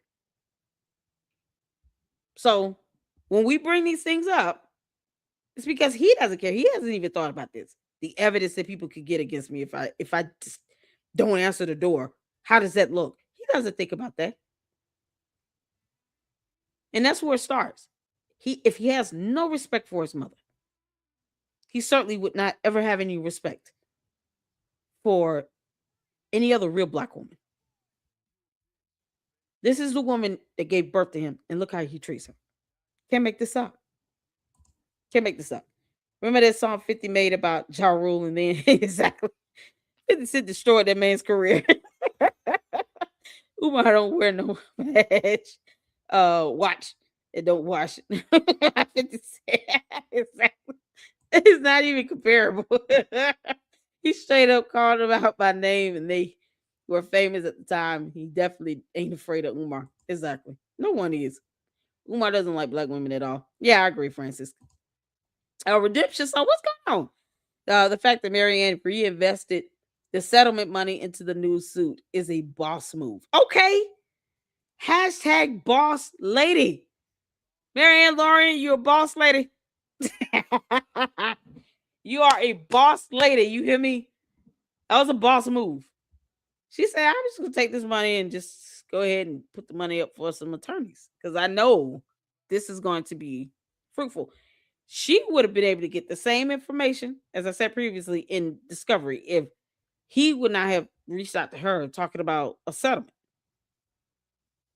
because he filed a lawsuit against her.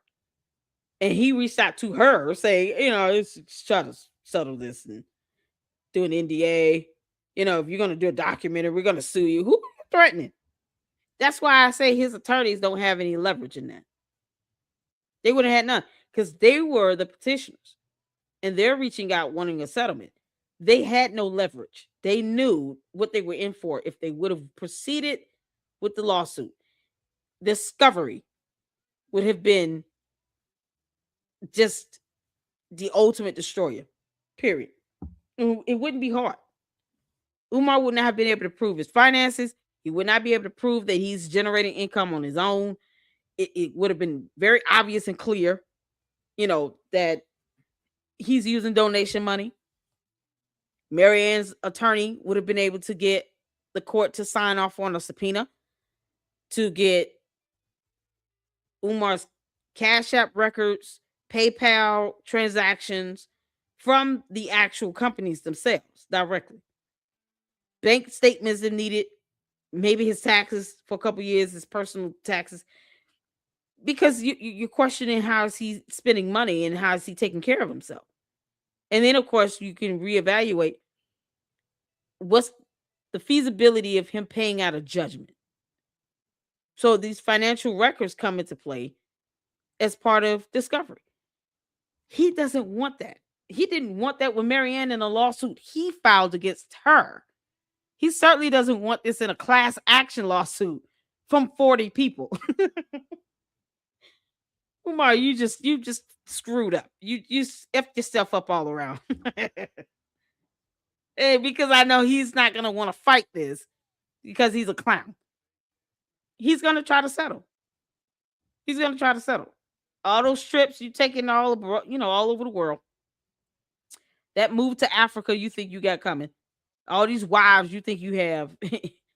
you know, you trying to somehow, I guess, they don't care if if he takes advantage of them financially, but they'll care when their income is starting to be considered as a part of a judgment if they claim that they're married to this guy. Yeah, go in there and say, I'm his wife. Oh, okay. Well, how much money you make? Because that's combined income. We need to know the gross amount. Then they're gonna think twice. They're gonna be like, oh hell no. Wait a minute. I don't want to have to pay his judgments. If you get legally married, yeah, the court will consider your income as part of that combined gross income when they're factoring in what your judgment is going to be and how you're going to pay this. So these so-called legal wives he gets, yeah, go ahead, keep claiming that you married. That doesn't hurt the plaintiffs. None of them will care. They will care about how much money these women are making, because then their income becomes important in that. Yep, sure damn does. Go ahead and get legally married, Umar. Let that happen. Make sure you tell these women you're being sued so they can go ahead and prepare those financial statements and records. They'll regret it. You can't make this up. They're too stupid to understand how court works, or they don't care. And then so let them lose out on this money and be part of that judgment if they want to. It won't even be them. It'll be their income. Then they'll be helping to pay his lawsuits off and not even realize, oh, the impact on my household. I don't like this at all. You told this court we were actually legally married? Wait a minute, Your Honor. I'm objecting to that. He and I are not legally married. We just say that for play. We just say this on, for live streams and stuff like that. We're not legally married. Hell no. No. He should not be thinking that at all. What you doing? You telling him we legally married?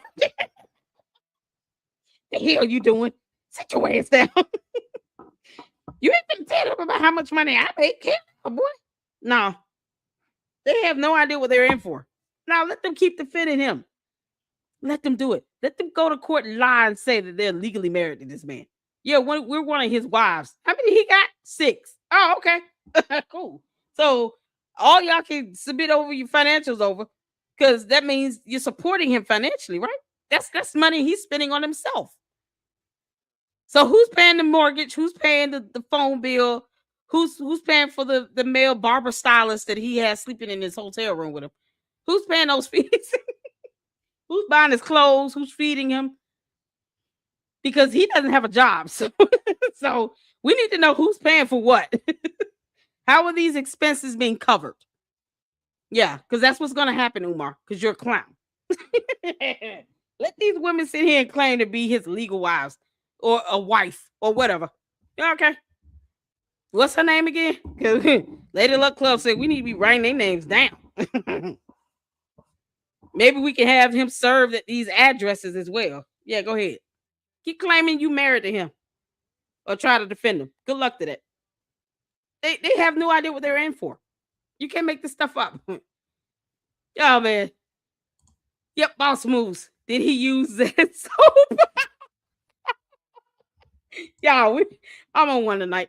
Umar hasn't done a damn thing for the black community except take their money. Exactly. The Oompa tardians. It says red in his mouth. Exactly. No school, no institutions, nothing. Corn Hammer. Wonder what that's about. Corn Hammer. Corn Hammer. Sometimes profile names are important here, because words matter. Corn Hammer, please don't make me go and do a whole session on your profile name. I can go in on that if you want me to. You want to see him defend Umar? I just want you to keep up this energy when he goes to court. That's it. That's all I want. Just keep that energy up when he goes to court. And then when he's ordered to pay out the settlement, give him the money. Give him all the money. All 40 of the plaintiffs will thank you. We'll make sure Cornhammer gets the recognition they deserve for funding Umar's entire lawsuit. Cornhammer, when you come for the queen, you better be prepared for whatever I deliver back to you. You understand me? You can't make this up. Doesn't like Uber hasn't seen a barber in quite some time. See, Umar never has a fresh lineup. I definitely call BS. That's why I'm like, who is this so called? Who is this stylist, this beautician? Because it's not a barber. He didn't even refer to himself as did he call him his barber? Maybe he just said that for GP, for shock value. I'm his barber. Oh, that sounds very manly.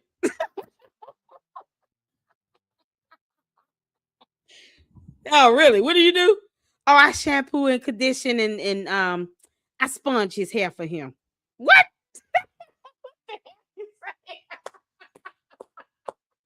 Wait a minute, I'm sorry. Say that again, sir. Yeah, I shampoo and condition and sponge his hair. You say you were his barber though, right?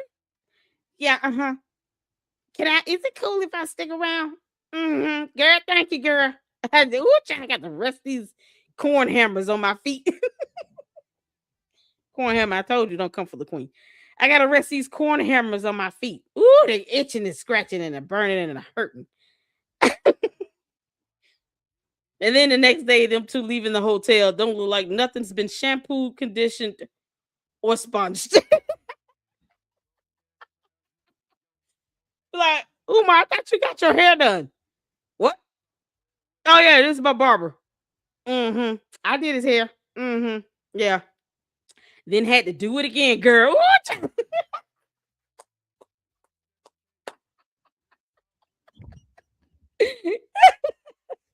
Well, we had to re-sponge all of that over again. We effed all that sponging up. You can't make this stuff up. Oh man, Umar straightened out them corn hammers in his feet. And the barber responged that head again, that man unit. Umar talking about cutting his hair down, this man unit on his face to look like a whole butt cheek. It just reminds him, I guess, of this male beautician stylist that he's got. Yeah, Umar, it might be sweet memories for you. Let me not just help you reminisce. You can't make this. It said sweet, sweet memories. Yeah, I'm just gonna get a whole butt cheek on my face. Oh, ooh, child. Hey, is he? Y'all have no idea how long I laughed when I first heard that. I was like, what did you just say? He's gonna cut his face into a whole butt cheek. Oh, okay. Oh, this is why I don't take your clown ass serious. You can't make this stuff up. It's like, who says that? Oh my God. Autocorrect thinks it's smart, but I didn't mess up. Telling him something usually has okay. I get autocorrect a lot. The couch being his community shake on stick. Umar, you can clown. William says, season greetings from Nairobi, Kenya. Trust all is well with you all and looking forward to seeing you in Kenya in 2026. Shout out to you and shout out to Kenya. Dorian Gray says Dr. Fruit Fly done been caught in the fruity entanglement. Oh, shout out to Jada Pinkett. Umar, you in this entanglement with this male barber beautician stylist. Oh, child, and that sponge. You can't make this. He had nothing. Y'all remember now? Marianne said he only had three things in his bag. He didn't have anything else. You can't make this up. One of those things being that damn sponge. It's the sponge. The sponge. Oh man, the stories that sponge could tell.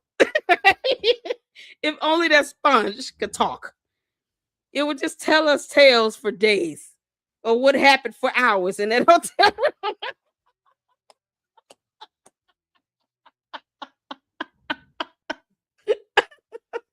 Oh, we'll call the sponge the talking Umar. Because Umar just told on himself. He walked right into that one. He slept on the couch. What? You mean the floor? There's no couch now. Oh, the bed. Oh, wow. It's a twin size bed. You know that, right? Oh man, I really want to see this hotel room. Now I want to see what this damn room look like. You can't make this stuff up. I highly doubt she got him like a king size bed or anything.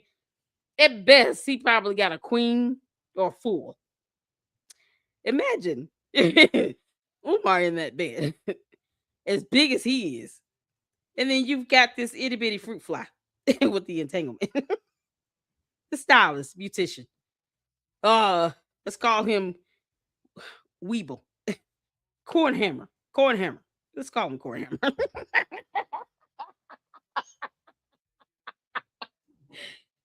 Cornhammer and Umar, after having hours of shampooing and conditioning. Fun time with the sponge. And then Cornhammer decides, I think it's time for us to hit the hay. I'm gonna just take this couch in your mind. But in reality, it's the bed. I told Cornhammer he walked right into this. Oh, good Lord. Oh, God. I don't know if his mother's still alive, to be honest. You know what? I hope she is. I said the same thing. I keep saying this. It's not even to be mean and negative or anything. It's like we want sign of life. We want proof of life. That's it. I don't put anything past anybody. I've seen enough true crime stories and police interrogations of real people having done the most horrific things to their own parents. And that parent is sitting in that home deceased for weeks. And it's like, oh, I didn't know. The family comes out. I had no idea this person was capable of doing this. We're so confused. No. We've had, two stories of celebrities where their own sons took the father's lives.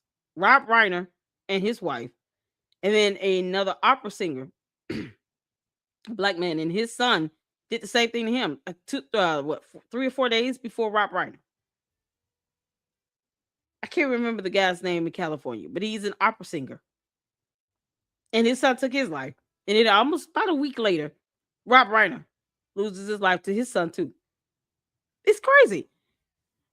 So I wouldn't put it past Umar to be able to, not saying that he ate it or something, but just something happened. He didn't report it, because he feels like he's still got an image to keep up. No, people are concerned about a human life in the home that you're supposed to be taking care of. And you won't even show proof of life. You won't even allow this person to see her own children. You won't even allow your own mother to see her grandchildren. No one goes out of their way to keep their family member from the other family. And the other family poses no threat or danger or harm. No court has signed and issued any protection order or restraining order at all to protect the mother. There's nothing with any court of law saying that these family members must stay away from her by so many feet. Nothing. So if it were something serious where they were posing some serious threat and harm and danger, don't you think Umar would have gotten a protection order against these people? But he didn't. And the fact that there's nothing from any court of law to even substantiate this BS that he tells people in all these Instagram posts because he barely says his stuff out loud. But he put up in a post, oh, they weren't there for her, blah, blah, blah. We don't care what you think about them being there. If they're not a harm or threat to her safety or her well being or to her life, you don't get to just keep people out of her life. You don't get to control your mother just because you consider yourself to be the primary caretaker. That's not how this works. And if you haven't gone through the lengths of going to court to prove that these people should be, restrained from her and she should be protected from them, you certainly don't get to just be a barrier like this unjustly without cause. Because they could go to court and say, well, this goes against her quality of care and living. She should be able to just be surrounded by people she loves and care for. Why should we have to go into another Christmas and another New Year and not see our own mother, our own grandmother, aunt, sister, sibling? What? Why? And for what? Because he's an idiot and he's barely here? Because all of that can come up. That's what worries me about this whole situation. I don't get a good feeling about it. I just don't. I never did. When I saw the post that 3 welfare checks have been attempted by police officers and somehow they weren't successfully done, because how many times does the police need to go out there before they just decide we're kicking in the damn door? Screw this. We're kicking in the door. We're going to lay eyes on her. If you don't make this easier for us to just come in and do it, we're going to get a court order and we're going to kick in the damn door. Or if we don't see any sign of life and we're able to see a person in here, we don't see her alive, or we sense something's going on as a smell or something to give us probable cause to come into this house, we coming in. That's it. It's that simple. This whole wellness check should have been achieved a long time ago, and it hasn't been. And that's the problem as well. The family have to keep fighting because you don't want to be one where you're walking around on the news after something major has happened. We didn't know he was capable of doing that. Lady Luck Club has been saying this for months, and no one owes him the benefit of the doubt. That's the issue. Stop doing it. Don't give him the benefit of the doubt because he goes out and screams and yells in front of a microphone. He's not saying anything of value. He doesn't even live up to half the stuff he says. So if there's a cause for concern, keep pushing with trying to get access to your mother, to your grandmother. And this is to the family. Don't stop pursuing the ability to be able to spend time with her. She's the matriarch of your family. And hold on to that. Don't sit here and give up because he's Umar. You think I care about these Umar Tardians coming up in here? Don't want to fit? Child, please. They have no power here. I go, and laugh at them all day. But they have no power here. So they shouldn't be stopping anything. And they certainly don't override the court. They can go there and see him make a fuss all they want to. At the end of the day, if they come down to being a distraction, the judge will kick their asses out. So they still have no power. So keep pursuing that. Get justice for your mother, for your grandmother. Keep sending the police out there if you need to do that, to do a wellness check. At some point, the police is going to just reach out to the court. They could get a court order because you have judges on call. And they can get a court order and gain entry into their house. Especially if they feel like there's some sort of imminent threat or danger. They have no probable cause. They just kick in the door. And they say, listen, this is what we had to do. We saw a body and we didn't see any movement. Because this is unacceptable. It's unacceptable. Keep fighting. Don't stop fighting for your mother, for your grandmother. That's, I wouldn't. I certainly would not. Oh, no. Umar would not. He would not win. He would have already had to give up. There's no way in here. No way in here. That's why Umar's beard is wild. He's looking like a werewolf out here. Exactly. Yeah, taking care of his mom from afar. It still can't even prove exactly how he's doing it. It's so crazy. looking after his mama by video phone. Yep. I heard his toes are really gross. Yeah. Yeah, I think I got a photo. Oh Lord. Sources send me stuff all the time. And it's petrifying. Umar, your toes and your feet are the stuff of nightmares. That's why I haven't shown anybody. I don't want anyone to get nightmares, be sick. I think I have photos. Ugh. Mm-mm-mm. Yeah, it's one of those things where you have to say a prayer before you look at it. It's like going out to eat and saying grace. It's the same thing as looking at these photos. I think I have two photos of his. Oh God, his feet are gross. Yeah, they're werewolves upon themselves. His feet are corn hammers mutated with a virus. Think of the nastiest thing you could see in one of the scary movies. Like things, something that would gross you out to look at. Like oh man, that probably caused me to reflux a little bit.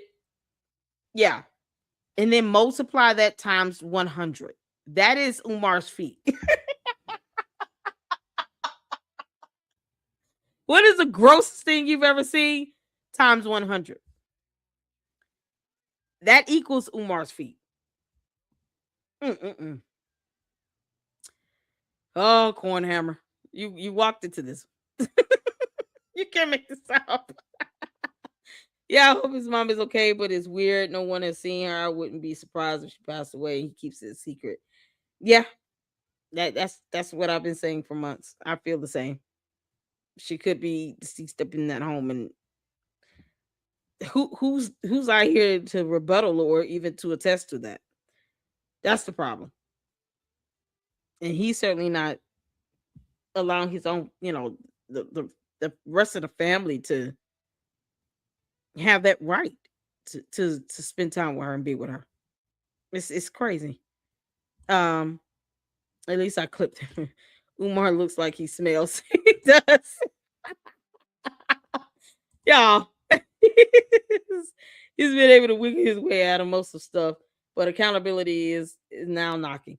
This suit is a huge problem for Umar. Exactly, redemption it is. I can only hope that the 40 co-plaintiffs stay focused and you know they have an attorney representing them. Let your attorney do what they're supposed to do. If they step out of line, you keep them in place. Understand him and his attorneys are going to try to throw spaghetti at the wall. They're going to try to get people to act out of character. That's going to be his attorney's main defense. Let's get 40 co-plaintiffs to act outside of their character. Don't fall for it. Just call him an Oompa Loompa like I do. And then stick to the facts, the finding of fact, law, and evidence. And stay focused. Because what he cannot do is produce evidence on financials. And all these so-called wives he claims he has will be the ones paying the price financially for his settlement. So these little chicken heads want to run around all over the social media, all over YouTube, hopping in everybody's videos, talking about, oh, leave Umar alone, blah, blah, blah. Yeah, okay. Well, then you make sure you contribute to his settlement that he'll have to pay again because Marianne Lorian will be getting her money back.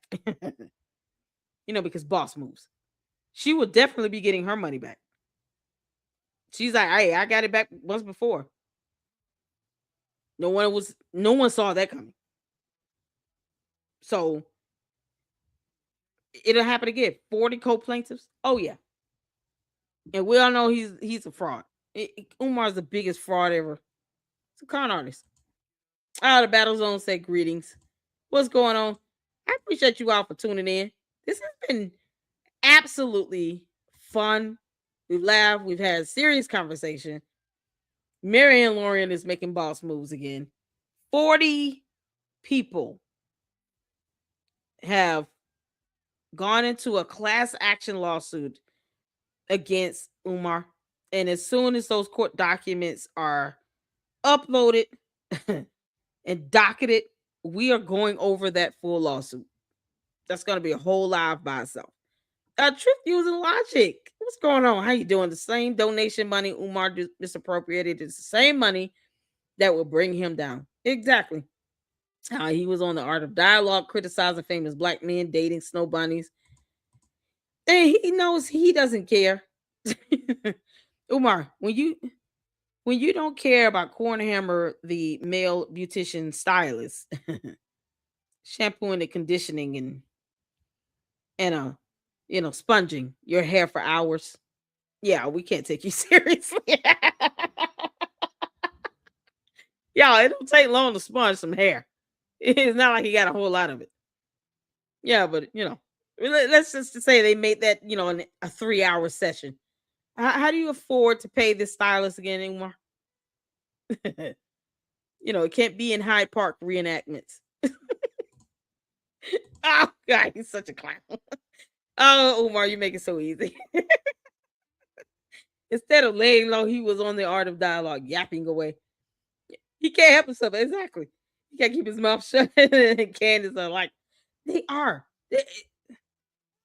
Candace Owens and Umar Johnson have to be brothers and sisters in any other lifetime except this one, I guess.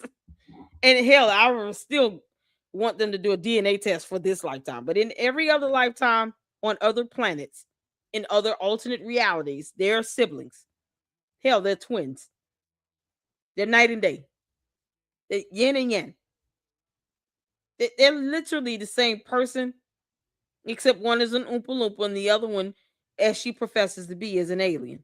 She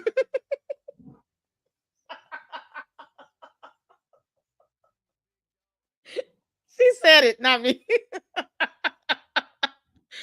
Oh, she said I said it first, but I think she confirmed it because Candace, I know you listen to Heifer.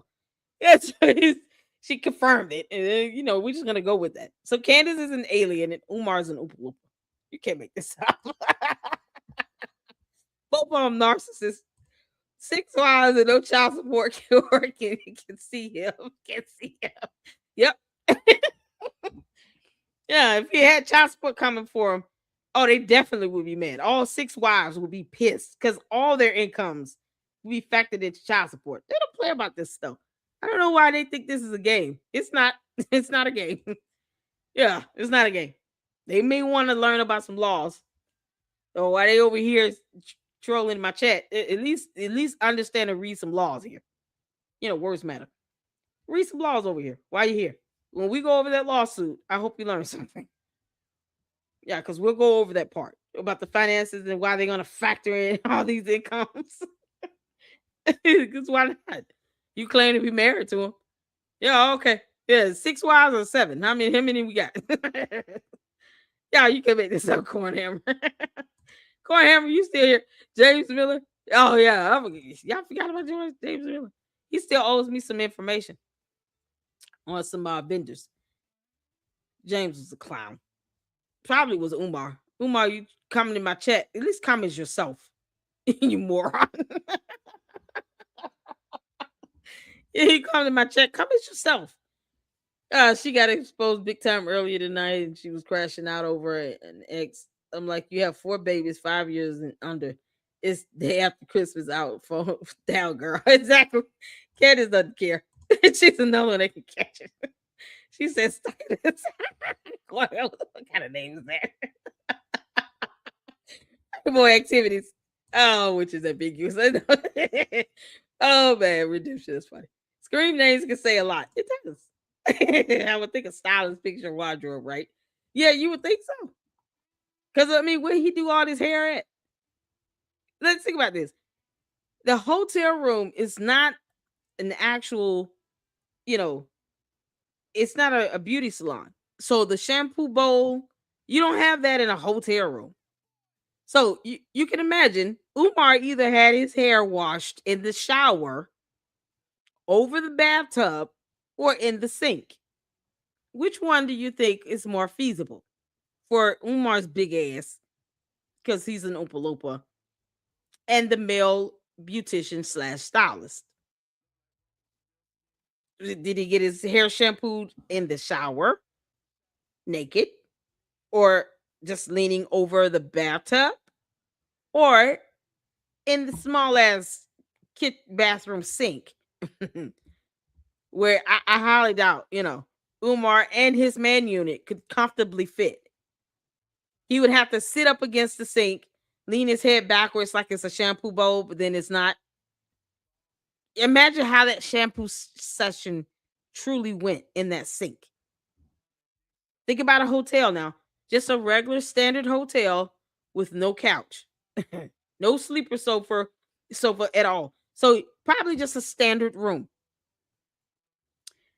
Let's not forget how big the sink is. It's got to fit his big head in it and still have space for another grown whole man to be able to use his hands to shampoo and lather Umar's man unit on top of his head. How, how do you all think that could have possibly went? We're being practical here. See, it would help if we saw the hotel room and then we could see photos of the bathroom. And see, like, okay, here's the feasibility of him getting his hair shampoo, conditioned, and sponged in the bathroom of this hotel room. Because it's not like it took him down to the area where they do maybe there's a hairstyle salon area. No, no. Because you need a regular shampoo bowl, right? Any other time, this stylist would be able to use a shampoo bowl with the little, you know, the handheld nozzle and all that good stuff to actually shampoo his hair, get into the scalp, get all that stuff, take the man unit off, clean it, maybe get his bald head and put it menu back on. Like he would need a whole lot more to do that with properly. How much shampooing do you think was done in that small ass hand sink? Umar, did you bend over the tub?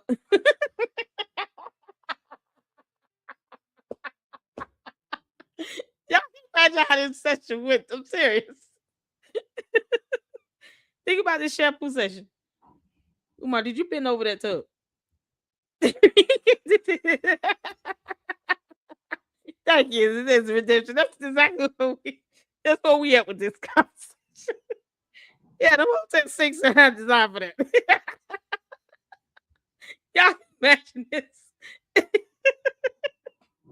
Umar, unless he bent over the tub.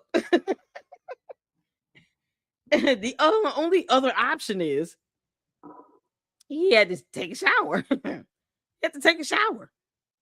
That's the only other option, Umar. Or you could just tell us exactly what happened. Yeah, not that we would necessarily believe you, because you lie like hell. You can't make this up. Yeah, that's insane. Umar definitely needs dressing tips. He wears different colors. Remember, this man was not supposed to be inside on the set. He was supposed to wait outside for that late night. Yeah, exactly. I always say Candace needs a stylist when her shirts are off. Usually a stylist would dress you. Yeah, exactly. Dr. Pumar wears nail polish. He does. He wears clear nail polish. Umar, why? What the hell? He always talking about fruity stuff, but then he wears clear nail polish. He this is someone who has a beautician. He doesn't have a barber. He has a beautician. You can't make this up. How did that hair wash go? Y'all.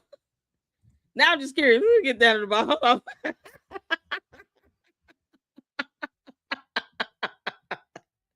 All right, good night, everyone. Oh man, y'all, we about to go. Hey, now how you doing? You can't unsee it. The FTMG tall is pretty gross. Exactly. Y'all, I'm just saying, what's good? Happy holidays. Thank you so much, BB. Happy holidays to you too. We'll be back up tomorrow, y'all. His hair might be a whole man weave, though. I think it is. I really do. Good night, else. Let's see. Oh, somebody said good night. Thank you so much. Good night. Thank you for tuning in. Y'all, we almost done. I just had to get this out. I just want people to see like exactly how this goes in a hotel bathroom. He bent over the tub because that's the only clear feeling unless he just got in the shower. And the stylist is just right there with that sponge, is just waiting. Oh Lord. God, he can't make this stuff up. All right, Umar, you are officially gross as hell. You can't dogs out over their face. Umar Shango stick in that sponge. Yeah, the stylist is good. Who's the stylist? Umar, this is what happens when you run your mouth. No one asked you to tell us that somebody slept on a couch that didn't exist. Now you see what happens. Now I get to go in. Oh man, Ace Stage said he was getting all right. Full service provider. Y'all, he bent over the tub. Thank y'all so much for tuning in. I appreciate all of you all's 4 hours in. We've had a good time. Shout out to Marianne Lorian and shout out to all 40 of the co-plaintiffs. As soon as that lawsuit hits and is docketed on whatever court has been filed in, we are here for it. And we will be going over. And so I appreciate you guys so much and your support. Hit the like button on the way out, and I will be going live on later today. I guess it's Saturday where I am. And we'll go over Candace, and then I have another Umar, a couple of Umar videos to do. So we'll go over that. And I appreciate all of you all for tuning in. All right, so tune in tomorrow. And I'll see you all in the next one. Shout out to all of you all. Have a good night. Lady, look out. Deuces.